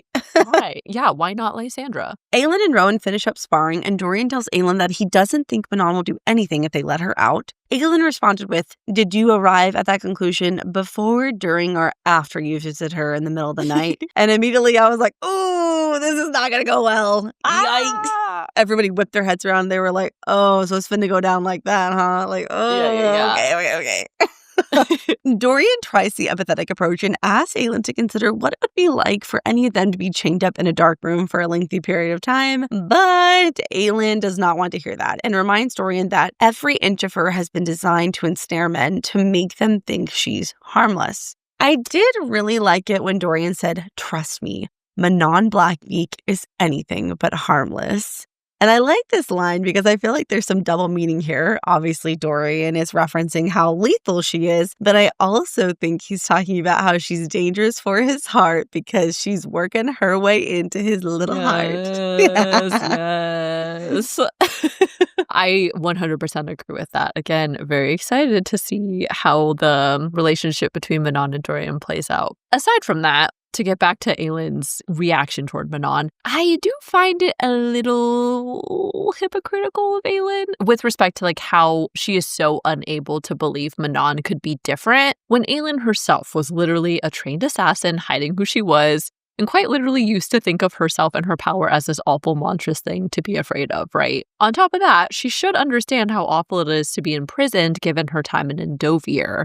Granted, they aren't treating Manon to the same degree Aelin was treated, but still, it just kind of surprises me that it takes Dorian being an advocate against cruel conditions to get her to consider that. I really appreciate that Dorian continues to be this voice of honor and compassion because he could very easily have gone the other route and become really cruel and hardened from his experience with the Valg, but instead he now appreciates freedom in allowing people to have agency more than anything. Of course, he's also a little clouded by his attraction to Manon as well. But overall, Dorian has always advocated for a more cooperative, peaceful approach to diplomacy. I like that he's there because he provides that balance. He really does. He's I can't think of like a good analogy, but as you said, he's the balance for Aelin. Aelin needs someone level-headed and someone who's not Rowan. Because Rowan is always Team Aelin no matter what. Right. I think he does kind of help level her a little bit, but he's never going to go against what she wants. Right. And he's so always you going to need be someone on her team. Exactly. And what she wants. Yes. Aelin says absolutely not. And Dorian says a bit too quietly, "I am the king, you know." And by this point, I was cringing. I was like, oh, God. Because this is a really awkward conversation between them because everyone knows Aelin is in charge, but Aelin can't disregard Dorian as the king of Otterlin. That would be catastrophic for so many reasons, for their personal friendship, for diplomatic relation, not to mention, as Adian thinks, Dorian is in a very vulnerable state right now after everything he's been through. And if she cuts him down right now in front of everyone, it could literally break him. Adian goes on to think, With a few choice sentences, she could fillet his spirit like a fish, further shredding the scraps of the man who remained after the Vogue prince had violated him, and in doing so lose a strong ally she'd need not just in this war, but if they survived it. And those eyes softened a bit. A friend. She'd lose that too. And once again, good job, Adian. That's a very emotionally intelligent thought and response, and just another reason that I love him. I also thought it was a nice moment of compassion for Aelin to understand this about Dorian and choose to concede her, queen persona for a moment to just remember that they are actually friends. And friends listen to each other. Even though Dorian is playing the king card, I don't necessarily feel like it was a power play so much as it was a reminder that he is present and he is ready to start reclaiming his voice and agency as well as his role as the king of Otterland. I agree. I think that's really good analysis. I don't think it was like, I'm a king too, bitch. I think you're right. It was more like, I'm a player in the game, and treat me with the respect that my station also deserves and, give the respect to the relationship we have. So I agree. Right. This also reminds me of the scene between Aedion and Ren Allspark back in Heir of Fire when Ren is being emotionally vulnerable and discussing how he's nervous about going to Terrasen because he's afraid he's not good enough and the people won't want him as their lord. It's described, Aedion found himself actually pausing, contemplating. The wrong word, the wrong reaction could make Ren shut up forever. It shouldn't matter, but it did. I think the sentiment is very similar to what's happening between Dorian and Aelin right now. If she says the wrong thing, it could shatter a very vulnerable Dorian. And so I like the parallel of this moment with Aedion and Ren. And he's having a similar thought, right?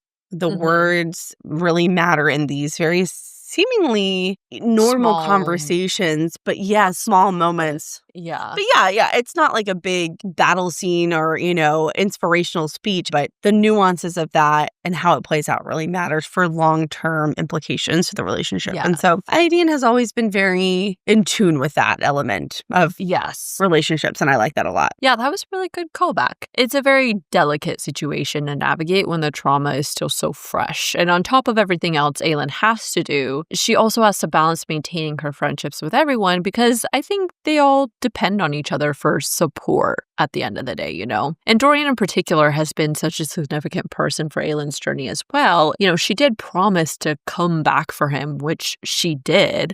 But I think that is now an ongoing thing where she is remembering to not leave him behind again. Oh, I like that. Yeah. Oh, all the callbacks. Look. All the callbacks. Yeah.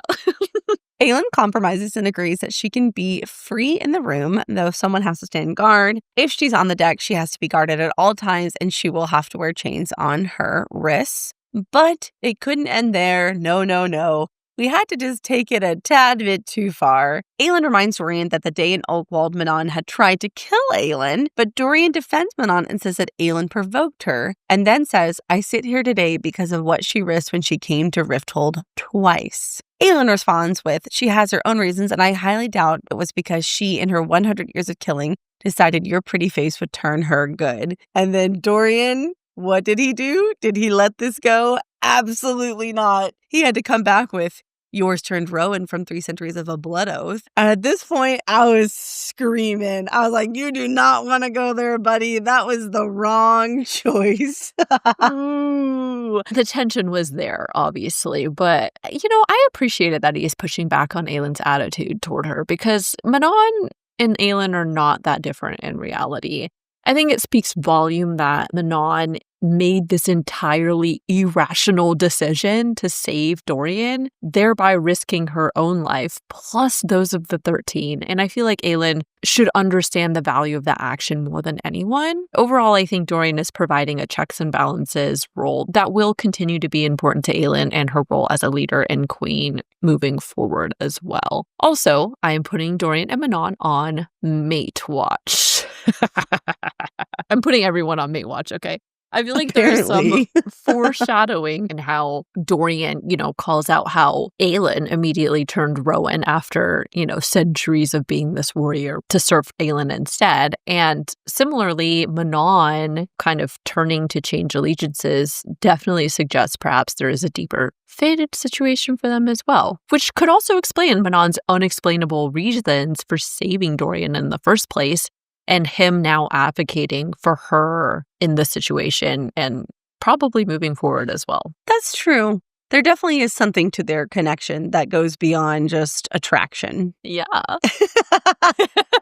I was actually laughing because I could picture this whole scene so vividly in my mind. Everyone is standing on the ship deck and just very subtly and awkwardly shifting back and forth, slowly moving their hands to their weapons because they're just like, oh, which way is this going to go? But you know what? Word bless Gabriel because he tells Dorian, I'd suggest, Majesty, that you pick another argument. Oh, I know. Especially because, like, I'm sure Rowan was silently roiling at this with his claiming of Aelin still so fresh in his mind. So I wonder if Gabriel stepping in was less so about Aelin and her reaction, but more for Rowan. Like, I keep forgetting that Rowan is very territorial and sensitive right now, so... Yeah, because there's a very quick description of Rowan, and he looks like he's about to just spontaneously combust. So. Yes, yeah. Can we also give Gabriel a round of applause for helping defuse the situation? Because he says, don't worry, Majesty. Fenrys has given Whitethorn enough shit for it to last him another 3 centuries, which I 100% believe Fenrys has indeed done that. They prepare to go and get Manon, and I definitely did not pick up on this on the first read, but it's described Fenrys peeling off from his post by the foremast, that edged, bitter gaze sliding over them all while they passed. And this should have stuck out to me because I don't think that is a normal description for Fenrys. Fenrys is often haughty and arrogant and playful, but he's never been described as bitter or resentful or... He really doesn't seem like he has ill will towards anyone, honestly. Right, yeah. And so I think this tiny detail is definitely foreshadowing for what's about to go down. Yes. Even on a first read, I highlighted that because I was like, that does not sound like Fenrys, just because of that one word, bitter. And as we see, it's because that ain't Fenrys. Plus, also, I guess, like, on a second read, too, just the fact that he was trailing so far behind. It was just, like, unusually far away, even despite Aelin and Rowan having this, like, flirty conversation in our heads, and they attribute it to him just giving them some space. But I'm like, nah. Like, now that you know what it was, you're like, no, that was foreshadowing for what was about to go down. So true. Because if Fenris would have actually sent it that, he'd probably been like, what are you two thinking about? Right, he would have made a joke about it. Yeah. Yes, that's so true. Like my Fenris voice. That's what she said. Yeah. Fenris does give that's what she said energy. Yeah. Yeah. We switched to Aelin's POV, and she still can't believe Dorian is hooking up with Manon. I thought it was funny when she thought Aelin snorted, wishing Chaol were present, if only to see the look on his face. And this made me pause for a minute because I have been so caught up in everything that is happening, I almost forgot about Chaol. But I really miss him. And I can't wait to read Tower of Dawn. Also, I would actually kill to see what Chaol would say about Dorian and Manon because Chaol would be shitting himself right now. Okay? Oh, like 1000%. He would be freaking out. He'd be side-eyeing like so hard. And I just like, can you imagine human Chaol facing immortal witch Manon? No. But yeah, I do hope Chaol is well, and I've been really curious about his progress and his mission to gather allies in the South, because he's going to get healed, but he's also going to try to find allies for them. And so I just want to know how that's going, because I feel like that's gonna definitely come back up in the series later, not just in Tower of Dawn, but whatever he's doing along his journey out there is important to the plot. Well, I've got good news. We just have a couple more weeks, and we've got about 700 pages of Chaol time coming, so... As they make their way to Manon's room, Aelin thinks about her real motivations for letting Manon out. It was partially for kindness to Dorian, but mostly it was because she wanted more information from Manon about Morath and Erewhon. She also thinks about the quote-unquote fun she and Rowan had that morning, and I only noted this because Rowan whips his head in her direction, and in italics it says, "What the hell are you thinking about?" They then proceed to have a sexy, flirty conversation in italics. We talked about this a lot in Heir of Fire, but we were pretty sure Aelin and Rowan can definitely mind speak with each other, and this interaction seems to confirm that. I feel like this is the first time they've done it in a while, actually. Yeah, that's what I was just about to say. Like, typically, they'll give each other exchanges, but we haven't gotten, like, the actual conversation. Honestly, when I think about it, how fun is it to just be able to, like, mentally communicate with someone? And I'm really surprised that they don't do it more often. insane. I would also think that this would be super useful, especially in terms of like political situations, to be able to communicate mentally in real time. I agree. I feel like they should be doing it all the time. I don't know. It's kind of weird. As soon as they enter the room, Manon asks, "Who is this?" And Dorian tells her she's met him before. He's Fenrys. My heart absolutely stopped when Manon said, "No, he's not." And her iron nails flash out a heartbeat before the Fenris struck. And I was like, ah! This was exciting. It was electrifying, but also scary. Dude, no, this got me so good. I didn't know what to expect. I just got kind of a weird feeling leading up to this point. But when Manon points it out that it's not him specifically, I was like, oh, shit. Oh, yeah. Did not see that coming. Yeah. I've been watching a lot of Mission Impossible movies with my husband, and when they always take the mask off, every time I'm always shocked, even though I know it's like part of the thing. And that's how I felt in this moment. It was like taking the mask off, and I was like, oh, I did not see that coming at all. Right. All right. So that ends chapter 45. Moving on to chapter 46. Let me start by saying that the Bloodhound is bold as fuck because of all the rooms in the world, that has to be one of the most dangerous rooms full of the most powerful people in the world. Everyone reacts, and Rowan uses his magic to slam the fake Fenris against the wall, and Aelin puts up a wall of fire to separate them. So I have a question. Do you think it was just because Manon has encountered the Bloodhound before that she could recognize its scent or its aura, I guess, as being different, even though none of the others realized this was not the real Fenris? Because you'd imagine they'd be able to smell that Fenris didn't smell the same or have the same presence as usual, but only Manon could tell, right, until it actually changed. But then my other thought was like maybe it was masking that somehow and like only Manon could detect that. So I was just curious. Yeah, I think there's a couple things at play. I definitely feel like the Bloodhound, because it's later revealed that it likely started as a shifter, there's a way that they can shift their scent or at least mitigate the difference to a certain extent. There's also, in many different scenes with different characters, in the description, they're like, oh, the cabin was too cramped and small to smell anything. Like when Rowan thinks that maybe Aelin is pregnant, he's like, it's too small. The smell of vomit is overwhelming. Like they need more space to scent it better. And so maybe that's why there were so many people in the cabin that they didn't pick up on it. I do think that Manon could perceive it. One, because remember, she's the only witch. So I think her witch instincts give her a little bit of extra insight, but also likely because she'd encountered the Bloodhound before. And I think that made a big difference. To everyone's horror, Fenris's skin began to glow and melt away, and the Bloodhound emerged in all of its freaky glory. Aelin asks where the real Fenris is, and I thought it was funny when the Bloodhound starts to give a classic villain speech, and Aelin interrupts her and says, ugh, another talker.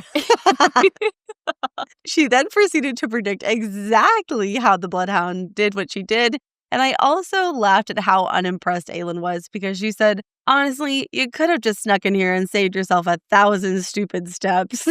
Oh my gosh. But in particular, I've always loved Elizabeth Evans as the narrator for this series. The way that she read that one line was just so funny. It was like, ugh, another talker. And then she just like continues on. I don't know. You have to listen to it because it was so sassy. But I could picture it so well because it just sounded so much like it just was Aelin. So... Before Aelin could finish the thought, the Bloodhound eyed Lysandra and repeatedly hissed the word shifter. Aelin realizes that before Erewhon got a hold of the Bloodhound, it likely started as a shifter. This seems to track given that the Bloodhound was able to shift and impersonate a sailor as well as Fenris. It is also very concerning that this is what Erewhon does to shifters, and I really, really do not want Erewhon to get a hold of Lysandra. I don't want him to get anyone, but... in my mind, if he were to capture Rowan or Aelin, he'd likely put a collar on them. And that to me feels like something that we can get out of.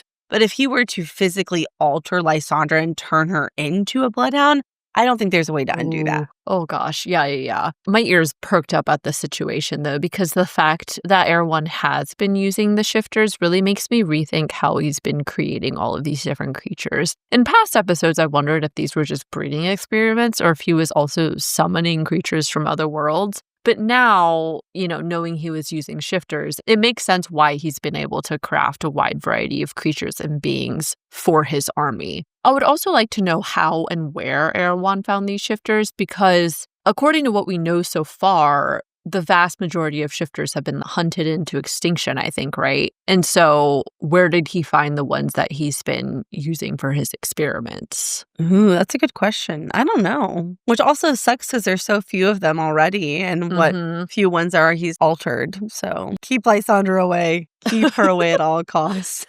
Aelin notes the bloodhound's eyes went murky, as if it were no longer here, as if it had drifted into another room. I don't know how, but I definitely feel like this was the bloodhound communicating with Erewhon about what she discovered, and I think Aelin had the same realization because she immediately attacked her with flame. Yes, agreed. That nasty bee was telling straight to its daddy. It was running straight over there. He's like, Erewhon, I found them, you know. But it seems she was also too late because the bloodhound tells them, now he knows who you travel with and what ship you sail. Literally every damn time, Erewhon finds out some way, somehow, where they are. And it irks me. It really irks me. You're tired of him. You're tired of it. We're tired of him. The creature ripped the porthole right out of the side of the ship and prepared to take flight. But the real Fenrys showed up just in time to save the day. A very angry real Fenrys pinned the bloodhound to the wall with several more arrows, and everyone prepared to attack, but the bloodhound threw a strap of black leather into the center of the rune. Manon's heart stopped because the bloodhound says that her second screamed when Erewhon broke her, and then the bloodhound had me screaming even more when she said, a gift from a king of the Valg to the last living Kraken queen. Obviously, this is scary because I love Astrid more than life itself. And it also begs the question, if they captured Astrid, what about the rest of the 13? But I do have some hope to posit based on nothing but circumstantial evidence and wishful thinking.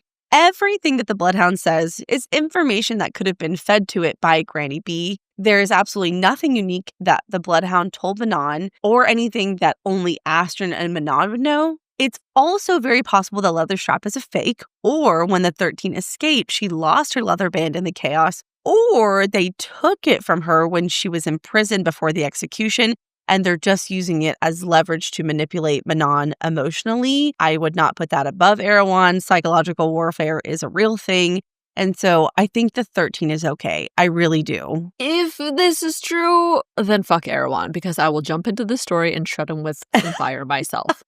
But I had the same thought where I was like, wait a minute, maybe this is just rage bait from Erewhon to break Manon, because we know the Valg have this ability to sense and prey upon people's worst nightmares and fears. Like you said, I wouldn't put it past him to use this as a trap to get Manon in a rage in the hopes that she would then, go back to Morath. Or like it could be a trap in some kind of way. I don't know. But I agree that I still think the 13 is okay at this time. Okay, good. I'm glad we're on the same page on that. Mm-hmm. I refuse for it to be anything else. I will not allow it. It can't. Manon didn't even think. She just reacted and launched herself at the bloodhound. Dorian uses his phantom hands power to help hold the claws back of the bloodhound. And I gotta say, this newfound power of Dorian is pretty handy. See what I did there? Yeah. Full of bad jokes today. I love them. Anyways, the bloodhound tells Manon that she saw Astrid's horrible brand on her stomach that said unclean, and that before she died, she begged for a baby, the stillborn witchling she birthed. Dorian kills the bloodhound, and Manon is pissed for taking her kill, but there was no time to argue because they heard screaming on the deck. Manon races to the top of the deck and sees that Abraxos was already airborne. And I was so relieved because I don't want anything to happen to sweet baby Abraxos. Yeah. I don't know why, but protect him at all costs. Like if someone has to go, buy Fenrys or Gavriel, but not Abraxos. I also took note that Lysandra was in wyvern form at his side, which is pretty freaking cool that she can do that. So just add it to the list of other helpful forms that Lysandra can take. I'm glad that he had someone with him too. Like he wasn't just fending them off by himself, So also, again, I just have to shout out Dorian for taking the merciful route and killing the bloodhound quickly, despite it being this evil creature of Erewhon's. Manon had challenged him about remembering what he felt to be enslaved and then using that pain to fuel him in future encounters with the Valg. But I have a lot of respect for Dorian still deciding that even these horrible creatures should have a quick death, because it shows Dorian is resisting letting himself lose his humanity and compassion. Several more Ilkin attack, and it turns into melee mayhem on the deck. We switch to Adian's POV, and we get a very brief perspective of the battle from his eyes. But it's very suspenseful because he thinks 2 against 1, he might stand a chance. But then that was when the third lunged from the shadows behind him. And I was like, Adian, no!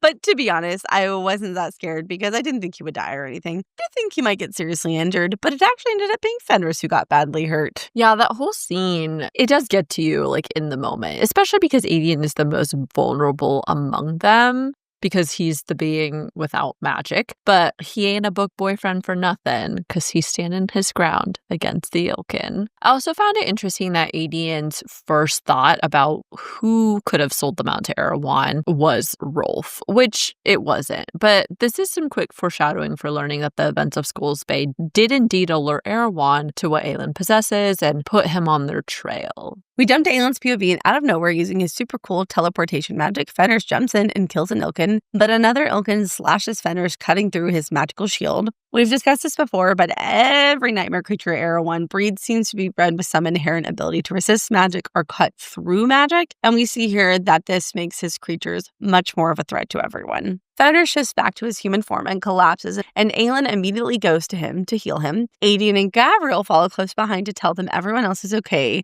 but then one more Ilkin arrives. Before Adian can take him out, he asks for Parley to deliver a message. I love that Aelin has trained her water magic enough to actually use it and heal someone with it now, because you see how she uses her fire magic to destroy or burn things that must be destroyed. But now with this little bit of water magic, she's also able to save what deserves to live in a way. So I think this development of her drop of water magic has been symbolic to demonstrate Aelin's self-acceptance as well as control over her magic. Yeah, that's true. It is really cool to see her develop that part of her power more. I did take note when it said Aelin rallied her flame. Only the hottest of her fire could harm them. Anything less, and they remain unscathed. I'm noting this for future conflict with the Ilkin because it indicates they can be killed with magic, but only in its most potent form, which I imagine takes more out of Aelin than some of her more normal flames. Yeah, and I think this does definitely feed into our previous discussion about Erewhon reiterating and trying to make things that are very specifically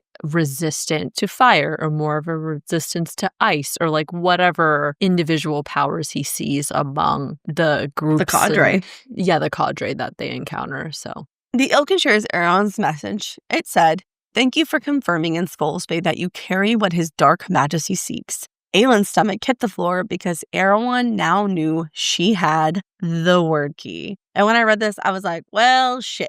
Lorraine, you were totally right about that. I really thought there was going to be a decent chance he would not find out, but that turned out to be incorrect. Womp womp. Yeah, I was really hoping this wasn't going to be the case, but it's Erewhon. And I imagine he just has a sense for these things being just like old-ass magical being with like thousands of years of experience and power. And so, yeah, it's a real womp womp on that one. It's a big bummer. Yeah. While this does suck, it's not totally devastating news. I imagine Erewhon likely suspected she'd had it, so I don't think having it officially confirmed really changes much. But it would have been nice just to keep Erewhon even on slightly unsure footing. Yeah, keep him on his toes a little bit. I did wonder if Erewhon will continuously be able to track her because of the word key now, though. Has he recognized the magical signature of it? And can he use that to track them constantly as long as they have the key? Sort of how like Rolf's Bap can pick up on the magic of the key. You know what I mean? Yeah, that's a good question. I don't know. Maybe not, though, because he didn't detect it when she had it in Brannon's temple, right? Like, it wasn't until she specifically used it that it seemed to alert him that she had it. So I guess we'll see. Anyways, well, okay. Only one way to find out. Keep reading. Yeah. So that ends chapter 46. Moving on to chapter 47. We start with Rowan's POV. When the fighting started, Aelin ordered Rowan to go to the other ships accompanying them and help. but the Ilken had concentrated their attack solely on Aelin's ship. As soon as Rowan realized that the other ships were fine, he hauled ass back to where Aelin was. He got there just in time to see the last Ilken that was delivering a message, and he thought concentrated bursts he discovered could get through whatever repellent had been bred into them. I noted this because it's also very similar to Aelin's observation that only the hottest of her flames could hurt the Ilken. It seems like regardless of what kind of magic you have to use its most potent form to actually do damage to the Ilken. I also wanted to know Aelin's drop of water power and how, as she's healing Fenrys, it said a drop of water in a sea of fire, because I really do believe that water will perhaps be important later on as a source of magic that can help Aelin when she herself is burning from use of her power at some point. Remember, there's always been this warning about how her drop of water is perhaps like her salvation. It preserves a little bit of her own instinct for self-preservation or something like that, too. I feel like that was like an Heir of Fire or something like that. So Yeah, it was. Rowan lands and Lysander asks him if he's going to deal with the final Ilken that was now flying away. Rowan grabs Fenris' bow and arrow, and I thought it was really funny that Fenris, who is gravely injured, is like, a gold coin says he misses. yes. And then everyone else joins in on the betting. And it's just funny because you have all of these really hot, powerful, immortal people who have just slaughtered these horrible nightmare creatures. People are bleeding, there's screaming, crying, blood and guts everywhere. And then 2 seconds later, they're just laughing and betting over Rowan's aim. I know. Aelin is always described as the swaggering, arrogant person, right? But honestly, they're all kind of like that. So I thought it was funny that Aelin was like, y'all can go to hell, but if we're betting, 5 coins for hitting, and then 10 if he gets it on the first shot, so... Rowan's aim is true and the Ilken goes down, and naturally Rowan tells them all to pay up. But the lighthearted nature of the conversation was really just Aelin's way of trying to mask her fear, because if Erewhon now knew their whereabouts, they had to move and move fast. Yeah, I also, again, just continued to wonder if Erewhon knows about the lock. We've talked about this in the previous episode, but I feel more convinced that he does actually know. So I'm just waiting to see whether that's true or not. I still have a lot of questions about the lock and just its trajectory through history and everything.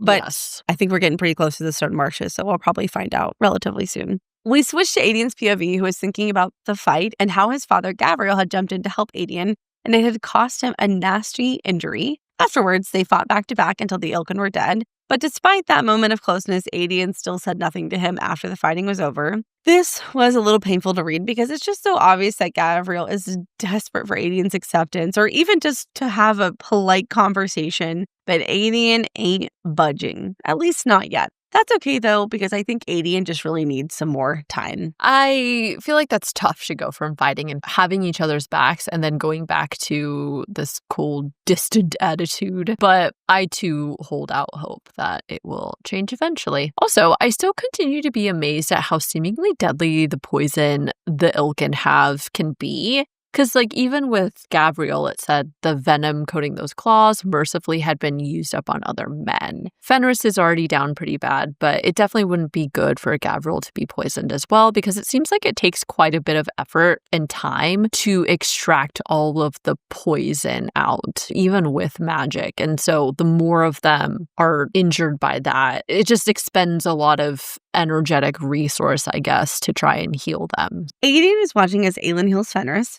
Fenris, of course, is being a bossy Fae bastard and pretending like he's totally fine. Aelin tries to distract him and asks him how his magic works. Fenris says, "No one knows where it comes from, what it is, but it lets me slip between folds in the world, only short distances and only a few times before I'm drained." Other than that special gift, he didn't have any other unique magic. He, of course, has normal Fae, speed, strength, swift healing, and all that is common, although his is above average in its potency. Aelin then asked him what his shield is made out of, and he tried and failed to shrug.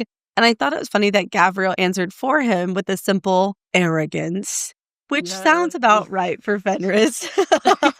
Yeah, I love that Gavriel doesn't tend to say much, but he's actually pretty funny when he decides to speak up. So I like that. Yes, what did you say back in Calm? When he pops in, he pops off? Yeah.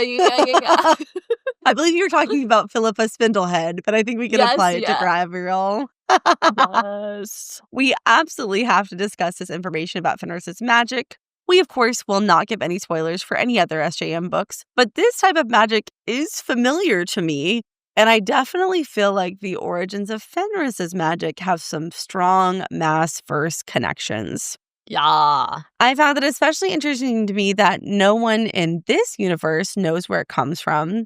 That would mean even Maeve herself doesn't know, and I'm not saying Maeve knows everything, but if someone was gonna know, it would likely be her. And so the fact that no one knows makes me even more suspicious that it's related to the Massverse and pretty unique to Fenris himself, and it makes me wonder about what his lineage is, and that's all I'm gonna say. Yeah, I had pretty much the same questions and connections. I am curious if this is just a random mutation, so to speak, with magic, or if it is uniquely gifted by a god or a powerful entity we have yet to meet. So many of our characters seem to derive their powers and gifts from the gods, so it's interesting that Fenris' magic is unknown, even by beings that have been around for as long as Maeve has. Aelin was surprised to learn that Gavriel did indeed have a sense of humor, and Fenris kept the comedy train going when he said, "That sense of humor only appears about once every century, so you better hope you settle, or else that's the last time you'll see it." Aelin continued to try and distract Fenris by asking him personal questions, and here is what we learned about him. He and his twin brother Connell were sons of nobles who dwelled in the southeastern part of Maeve's lands. His mother was a warrior and trained them as warriors, and their father was not around often because he was usually away at war. When he and Connell were 30, they were, quote, straining at the leash to go to Dornell with her to see the city, meet the queen, and do ... what young males like to do with money in their pockets and youth on their sides. And I was like, gee, I wonder what they could be talking about. And then once they arrived in the city, once Maeve saw them, things went downhill from there, and we know the rest of the story. Aelin says, she knows you hate the oath, doesn't she? Fenris confirms that she does and goes on to say, this is what we are meant to do, protect, serve, and cherish. What Maeve's offer is a mockery of that. This honestly made me like Fenris even more than I already did, because this really just shows that he has a good heart. And I detest that he is chained to Maeve, and I want Aelin to free him so bad. Oh, I know. I agree. Maeve is honestly so awful for manipulating so many people into serving her. It's one thing to secretly hate Maeve, but for her to know that and constantly use that against him because he can't do anything about it is its own form of cruelty. I continue to feel they will find some way to break away from Maeve. No idea how, but I think this admission and continued alliance with Aelin will push them toward finding a way because they want to serve someone they feel proud to serve and have honor to what they're doing. So I'm holding out hope. Me too. Aedion actually speaks to Gavriel and asks him if Maeve fulfills that for him or if he feels the way that Fenris does. We learned just a little bit about Gavriel. He was also from a noble house and the youngest of 3 brothers. He would never inherit, so he sought recognition through soldiering. Maeve took notice, made him her offer. He then says there is no greater honor. Aedion presses him and says that that's not really an answer, and then Gavriel admits that he hated it and wanted to leave only once. Before we get into this next part of the conversation, I want to talk about Gavriel's response first to the question. I did find it a bit odd, almost too polished, as if he was afraid of having to repeat this conversation to Maeve. But on the other hand, he is truly, truly very honorable, and we hate Maeve, but she is literally Queen of the Fae.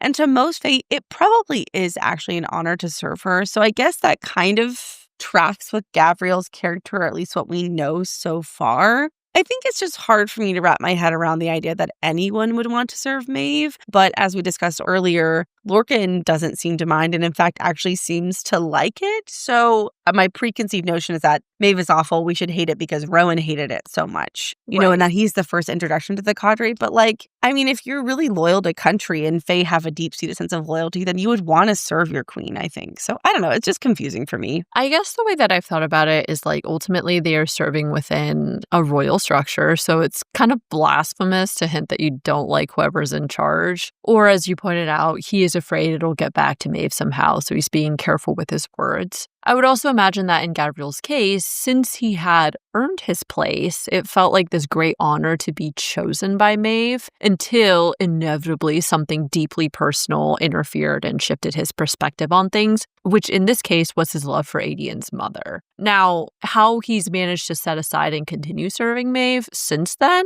not quite sure. And I think we need more of Gavriel's backstory to really figure out his underlying motivations there. Aelin breaks the silence and knows Gavriel is talking about when he met Adian's mother. She asks Gavriel if he truly loved her that much. And I just have to read what Gavriel said because it is so heartbreakingly romantic. He said, "She was a bright star in centuries of darkness. I would have followed that star to the ends of the earth if she had let me, but she didn't. And I respected her wishes to stay away, to never seek her out again. I went to another continent and didn't let myself look back." And I was just like, oh, no. Because that sounds a lot like some mate language. I'm not going to lie. That sounds really intense. This clearly confirms that Gavriel did indeed love Adian's mother. We discussed this in a previous episode, but now we know he was truly, madly, deeply in love with her. I know. I guess to that comment about mate language, I wondered if this was an example of mates not choosing each other. Because his words really do make it seem like they might have been. But Adian's mother actively chose to leave because she feared what would happen to Adian. Regardless of whether they were mates, it's absolutely devastating because Gavriel had no real reason for why she pushed him away until his discovery of Adian, much later on, So it's really sad. I know. Aelin asked if he would have tried to break the blood oath for her, and I feel like Gavriel really gave a non-answer. He says, "Honor is my code, but if Maeve had tried to harm either you or her, Adian, I would have done everything in my power to get you out." So I took this as a no, he wouldn't have broken the blood oath to Maeve, but he would have hidden them to protect them. But Lorraine, I wanted to ask what you thought about this. Do you think he would have broken the oath? What do you think he meant by that? I actually think that he was being careful with his words again and was alluding that if it came down to a literal life or death situation, Adian or Adian's mother's lives were actually on the line, I think, yes, Gavriel would have broken the oath, but really would have needed to be for this really extreme reason for him to actually break it. Okay. Yeah. Aelin finishes healing Fenrys and almost collapses. But, of course, Rowan is there to sweep her up. Adian spent the rest of the night on the deck and contemplated everything that had happened. And Lysandra appears in ghost leopard form, and together they watch the stars flicker over the waves. And all I have to say to this is, now kiss! Yeah! Just kidding, sort of, kind of. I mean, I really want them to. But, when they're ready. I did think that was a really nice, tender moment between the two of them. And so it was nice to read. I love that little moment, but per usual, it also kind of had a calm before the storm moment, All right, so that ends chapter 47. Moving on to chapter 48. For the next day, everyone worked tirelessly to repair the ship, tend the wounded, and clean up the gore. Everyone was exhausted, and they had all definitely seen better days. Dorian couldn't help but notice Manon as she tended to Abraxas's wounds, and when their eyes met, you could cut the sexual tension with a knife. She approached Dorian, and they began to talk. She asks him about his magic and correctly guesses that he enjoyed killing the Bloodhound, but she wondered why he went for a clean kill instead of making her suffer because, of course, Manon believed the Bloodhound deserved to suffer much, much more thoroughly. Dorian tells her, because even with our enemies, there's a line. Dorian asked Manon where she stands on that line, and Manon was basically like, "Bitch, I'm an Iron Teeth witch. I hunt men literally for sport," okay? She's like, what a stupid question. Why would you even ask me that? You know what the answer is, right? She also says, quote, "Do not mistake me for a human woman princeling." Yeah. Oh my gosh. It was funny, just the difference in the way that they see things, right? But I don't know, just as all of our characters in a relationship seem to have this even balance between each other, I think Dorian will serve as another person who will push Manon toward becoming more compassionate, thereby expanding upon the heart she was already developing thanks to Livid, and also her love for 13 and her relationship with Abraxos. Honestly, the more I think about it, I feel like this development will also be important in terms of Manon uniting the witches and breaking the curse and becoming a witch queen in the future, because there seems to be a thematic use of characters embracing a fundamental shift in their understanding of themselves before they level up. You know what I mean? Dorian's response did make me cringe just a little bit because he says, I have no interest in human women, too breakable. This immediately made me think of Sorsha and her gruesome death, and something about this struck a chord, and I just didn't like it. It felt a little dishonorable to Sorsha's memory. I feel like I've had this thought about Dorian, that there's like this disconnect in his character. He's trying too hard to distance himself from the old Dorian. In his mind, the old Dorian was too soft. And so he's trying to push back the other way and be like this hard-edged, I've seen some shit Dorian. I feel like he needs to meet somewhere in the middle, right? There's got to be this balance of hardened and edgy and strong to survive in the war. But I missed kind of the softer parts of Dorian a little bit. I feel like it did not play well for me. To be fair, Dorian does think, even as he said it, the word struck some deep aching wound in him. So I think he is aware of how it came out a little bit. Yeah, ultimately, I just keep thinking about Lysandra's comment about how perhaps his trauma has drastically changed his romantic tastes in addition to changing him personally. Perhaps he views pursuing someone more dangerous and violent as a challenge through which he is working through his own fear by extension. If he can overcome his fear here, he can sort of reclaim his power over that fear in general, if that makes sense. Mm-hmm. So, like, in a way, it's kind of like a bravery thing. But yeah, sometimes I think he does put on a front just a little bit to mask how deeply he is still affected by what happened. Dorian asks if Manon knew about the Ilkin. At this point, Aelin creeped up because she had been eavesdropping. Manon must have been in a good mood because she shares what she knows, which unfortunately wasn't very much. She was vaguely aware of the Ilkin. Her shadows, Edda and Briar, had only caught a glimpse of them one time, and that was about it. Aelin looks distraught, and no one will ever accuse Manon of being soft because she tells Aelin to snap out of it and not get caught up on the minor defeat. This was war, and instead she should be focused on why they sent so few Ilkin. This was apparently the wrong thing to say because Aelin went lethally quiet, and I thought it was funny how everyone moved just like a little closer and just casually put their hands on their swords, just in case. Yeah. But instead, Aelin says, well, you are not me, Blackbeak, so I'll trust you to keep your musings on the matter to yourself. But Manon does not back down because, well, she's Manon fucking Blackbeak. And Manon retorts that she's not a Blackbeak, and so Aelin tells her to tell them the story of that matter of business. Unlike our friend Elena, Manon gets straight to the point and doesn't mince her words. She tells them the truth but keeps it concise. I just can't stop thinking about it, like the way that Elena was like, he who loved her best, who gave her the gift of the heart. And Manon's like, my grandma's a bitch. She told me that she killed my parents right. And that I'm actually a Kraken. What else do you want to know? Yeah, And you're like, thank you, Manon. She also gives her a weirdly demoralizing but inspiring speech about how she's basically lost everything, but shit happens and you gotta keep moving forward. She said, so you are not the only one, Majesty, who has plans that go awry, so get yourself together and figure out what to do next. Dorian thinks there were two queens among them. And I only noted this because I literally didn't realize it until he said it, but there is a shit ton of royalty on that ship. You've got two queens, one king, and two princes by my count. Not to mention Fenrys and Gavriel are both from noble houses. And so, There's a lot of royalty on there. Aelin lets out an ambiguous laugh and finally responds, I knew I saved your sorry ass for a reason. Manon's answering smile was terrifying. And it was at this moment I knew they were eventually going to become friends and that they were going to become a terrifying force of nature together. This was the moment where it locked in, where I was like, they're two sides of the same vicious coin and they're going to see eye to eye. Not on everything, but I think it's coming. Yeah. I agree with that. And I feel like it was necessary for Aelin to hear this because she needs people around her who are fearless and unafraid of losing one battle in order to win a war.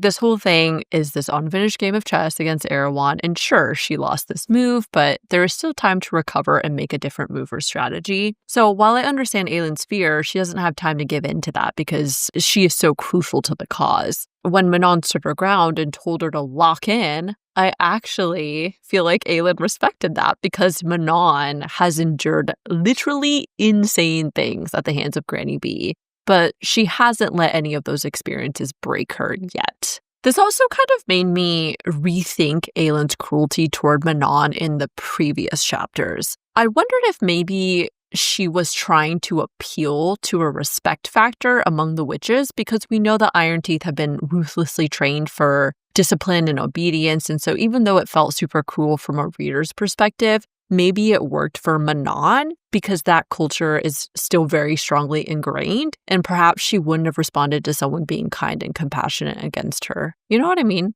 Yeah. And okay, this is a funny tangent. And so as soon as I was reading Manon's response, okay, this immediately made me think of, you think the itsy bitsy spider give a fuck about the rain? No, it climbed the spout again. Lock in. That was like, I don't know why. That's like exactly the embodiment of Manon's persona in this moment. And to give some context, every so often, Addison and I just send each other like funny, bro-ish motivational quotes and stuff, like, nobody cares, work harder, and similar memes of that nature to like get us motivated to keep up with our podcasting stuff. And the itsy bitsy spider thing was from an Instagram post I saw. It was just so funny to me. And I, of course, had to send it to Addison. So this will probably become one of the rotating things that we may reference every so often. Almost certainly. I'm not a big fan of bro culture, but sometimes their motivational shit is actually really funny, you know? So like you just gotta lock in sometimes. Okay? You just gotta lock get in, shit baby. done. Yeah. That's right. Sometimes you need to hear nobody cares about your plight, work harder, okay? Shut up and get back to work, you know? Sometimes you need the harsh, okay? Sometimes I need the like, I'm so proud of you and you're working so hard. And sometimes I need the like, lock in, baby. You know, like sometimes I need that energy.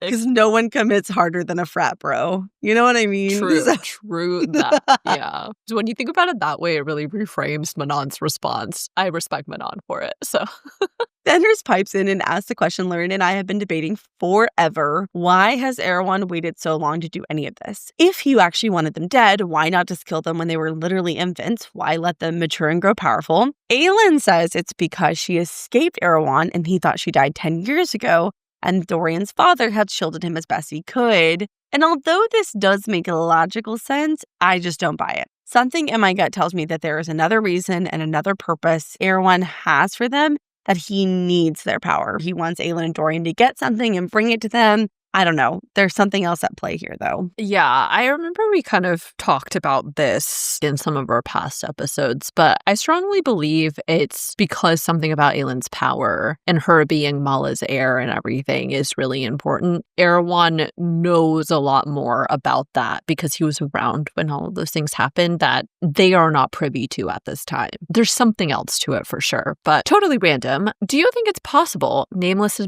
Price is also involved with Erewhon's plans, or does Erewhon know what the gods are planning with Aelin's power? And by that, I am referring to the thoughts about Aelin being a sacrifice and the gods, harnessing her power to seal the gates once and for all. Maybe Erewhon's planning like a Uno reverse, and he wants their power to like permanently shut the gods out or permanently keep the word gates open forever. And so he wants Aelin because he's playing back against them. Does that make sense? Yes, it does make sense. I mean, honestly, my answer is yes, no, all of the above. I just don't feel like I know what Erewhon really wants, other than the fact that he wants to be able to control the word gate so he can control the power of the word gate. But I don't know. I still have to go back to all the players in the unfinished game because I feel like there has to be some generational beef between all of them, and that's why Erewhon is hellbent on destroying them. Like, it's not just about power because Erewhon is already so powerful by himself. There's got to be some underlying motivation for him, and that's what I can't figure out. Yeah, I'm getting real demoralized now. Starting to run out of steam, guys. Getting real sad. Fenrys says that Maeve knew she was alive, and odds were so did Erewhon. And I was like, retweet Fenrys, thank you. I do not believe that Erewhon did not know. This prompted a small discussion where Aiden implied that maybe Maeve might have told Erewhon about Aelin, but Fenrys insisted that Maeve never had any contact with Erewhon or Otterlin. Fenrys again insists that Maeve does not share power, and 80 encounters with everyone can be bought for a price. And this is where shit gets real. Fenrys says Nameless is the price of Maeve's allegiance. It can't be purchased. And the way I shot up so fast, because if you've been listening for even any period of time, Lauren and I clocked that Nameless is my price shit back in calm when Baba Yellowlegs first said it to Aelin. And I just was like, Nameless is my price. We locked in on that. We locked in on that real hard, okay? Unfortunately, I still don't know what the hell it means, but I know it's important.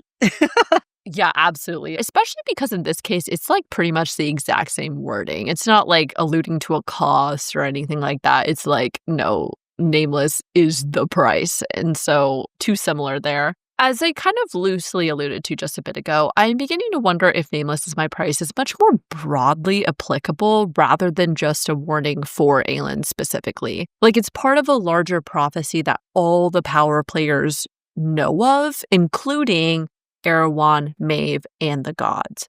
Or, actually, since we speculate Maeve is a Valg, perhaps this is something between the Valg and the gods. And Aelin is now involved because she is Mala's heir and bears her ultimate power. You know what I mean? Yeah. Got the wheels spinning. Got the wheels spinning. I know, I'm like, dang it. My brain is going to explode. Don't make me think too hard, okay? We will. That's why we have this podcast. Damn it, you're right.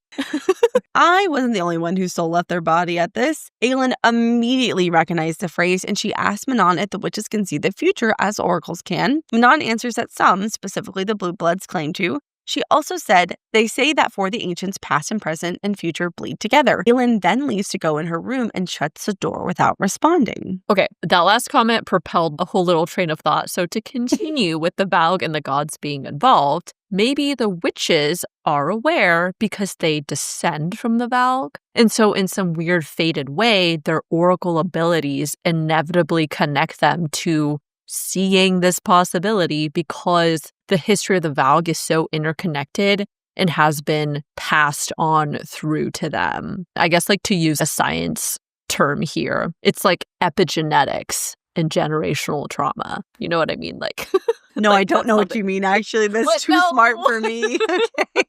No, epigenetics. Yeah. It's like this idea that the things that happened to your ancestors like way long ago genetically marked you in a way that still feeds into generations further down the line. Oh. Like there's like research studies about how like great famines and stuff from a long while ago changed genetics in a way that to this day impact future generations, even though those generations themselves are not directly experiencing famine. Like it's like stuff like that. Oh, yes. Okay. I feel like I have heard of this concept. I just didn't remember it was called that. But yes, absolutely. I'm That's with you what now. I'm getting at with the witches. Thank you for educating because they us. descend from the Valg. Yes. And the Valg have beef with the gods. And so it's just like kept on Continues down the line, on down. You know what I mean? Okay, Bill Nye. The conversation continues, and Dorian remembers Baba Yellowlegs had visited the castle in winter. Manon confirms that Baba was an oracle and says Yellowlegs wouldn't have told the queen anything outright, only in veiled terms, so it drive the girl mad when she figured it out. And when Manon said this, it was like a light bulb turned on. I have wondered for a really long time about Nameless is My Price and what it means, but also why Baba, specifically of all people, said it so randomly. I feel like I've read that conversation so many times, but she really just blurts it out. And you're like, huh? And so for me, it's always been like this puzzle piece that just didn't quite fit. But now having this information, it makes sense that Baba knew what it meant. She was really just playing mind games with Aelin. And so I was happy for that clarification because it clarified something important for me. Yeah, I agree with that. To me, it still kind of begs this question of how much does Baba Yellowlegs actually know about what Nameless is My Price entails? Can she only see the outcome but not the path there? Or did she actually know the entire path through which Nameless is My Price is going to play out? That's a good question.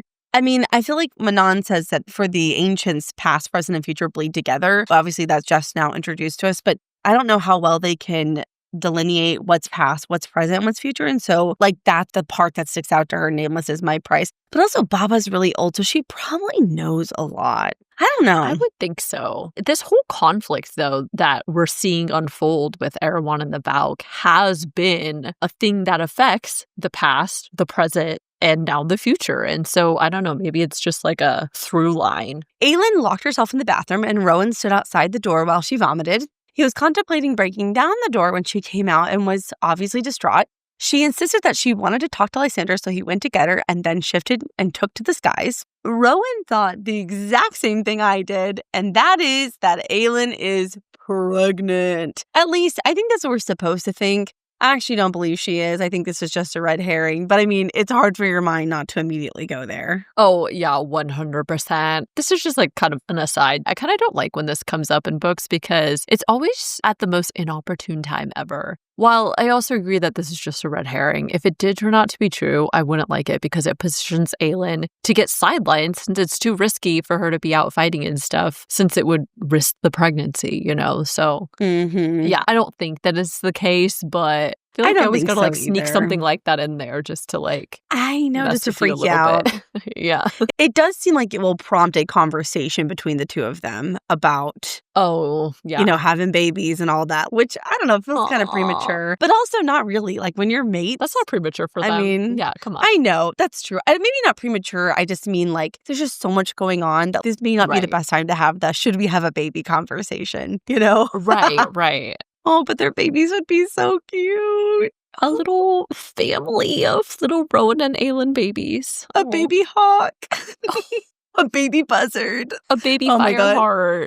Baby fireheart. Oh my God. Okay, stop. I can't. Okay. Rowan continued to fly and was planning to return to discuss his thoughts with Aelin. Only his magic kept him from tumbling out of the sky at what he saw because Eelway was burning.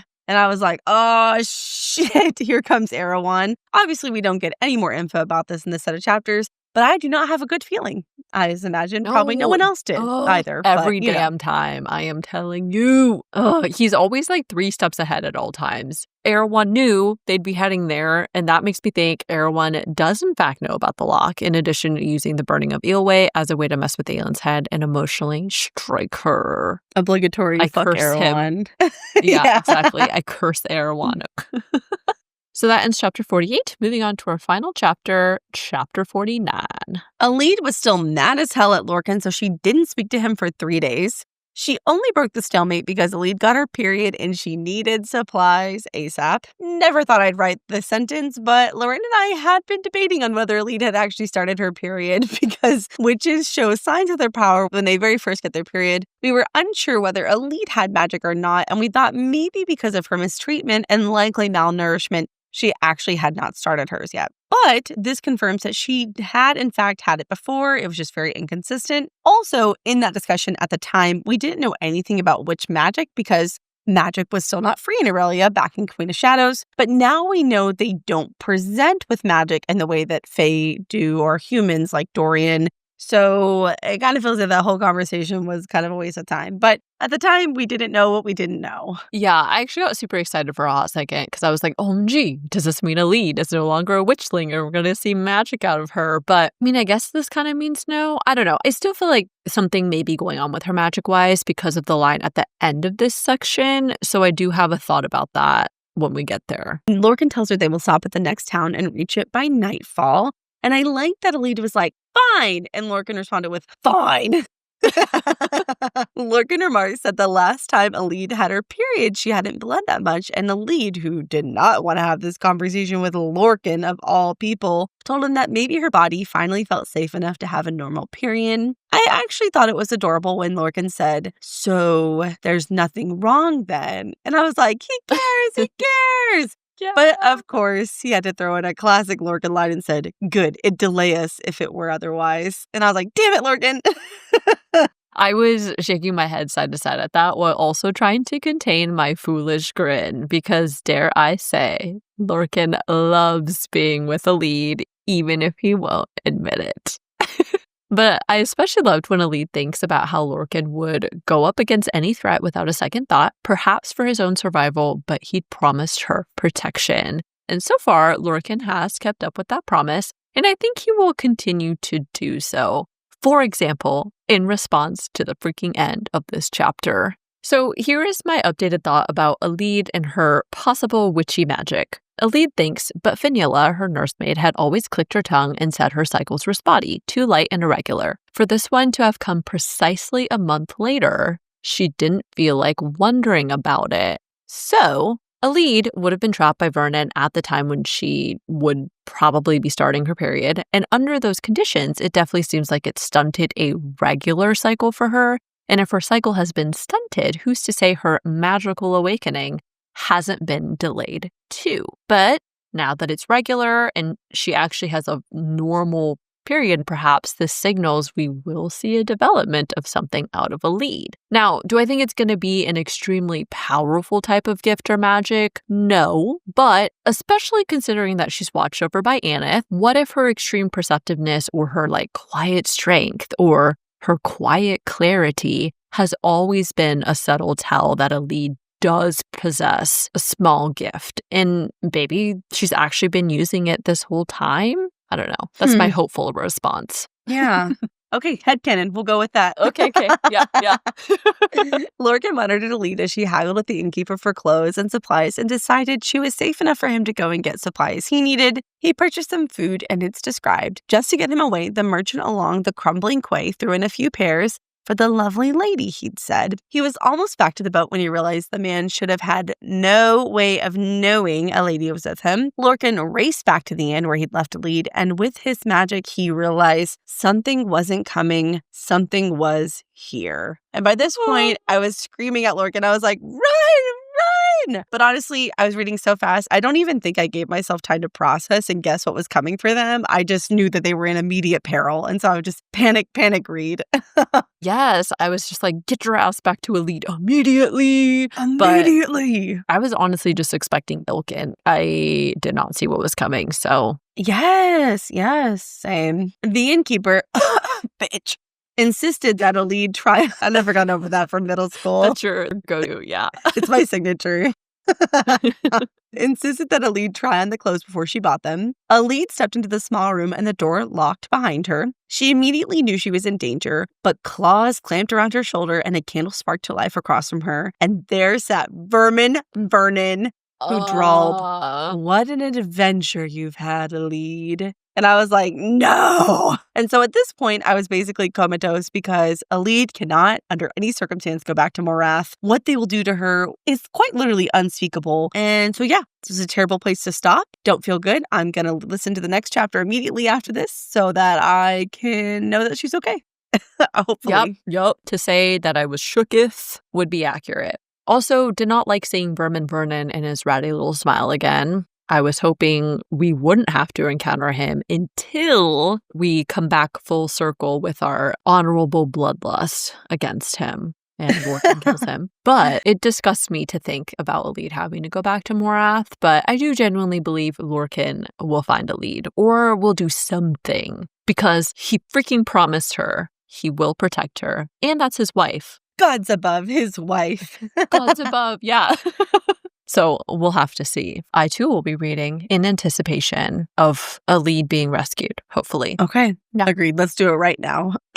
Right now. All right. So that officially concludes the analysis portion of our episode. And now we just have our favorite moments to carry us to the end. My first one is from a lead, and it's when she tells Lorcan, "So call Aelin a murderer and a thief and a liar. Call her a bitch queen and a fire breather. But forgive me if I take it upon myself to be the judge of those things when I meet her. Which I will do." I love a lead. Everything she says is just like, ooh, it just has a lot of punch to it. Her quiet strength. I liked when Lorcan and Lead steal the boat and the boatkeeper comes out and is like, "Hey, that's my boat." And Lorcan's just like, "It's our boat now." Like, what is that poor guy going to do? I think it's just funny. Lorcan's like, "No, it's not." Yeah.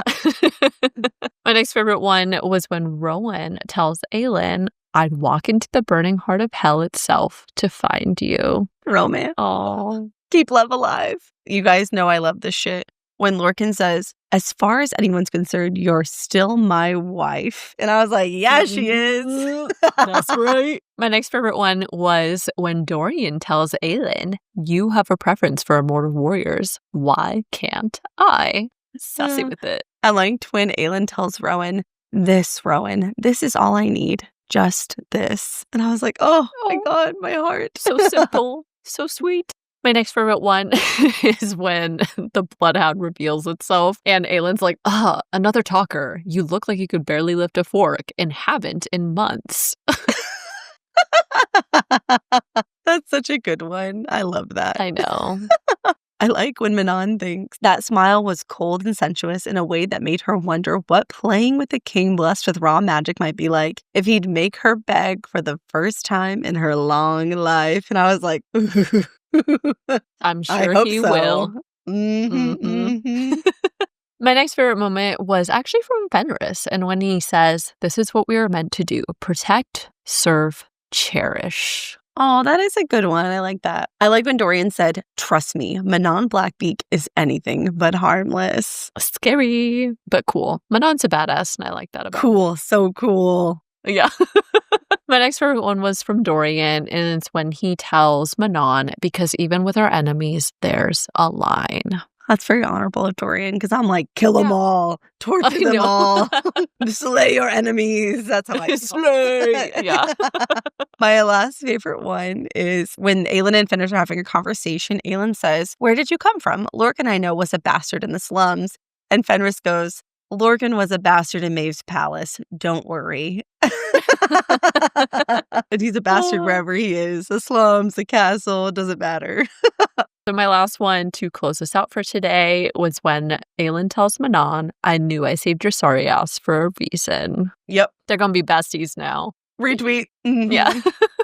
All right. So that officially concludes our episode. Thank you all for joining us for another episode of the Book Dump Fantasy Podcast. As always, we're so glad you found us, so please leave us a review and follow us on Instagram, TikTok, or YouTube to keep up with us on a daily basis. That's all we've got for you guys today, So live a little. and we'll catch you all next week. Bye! Bye. And stay tuned for some bloopers.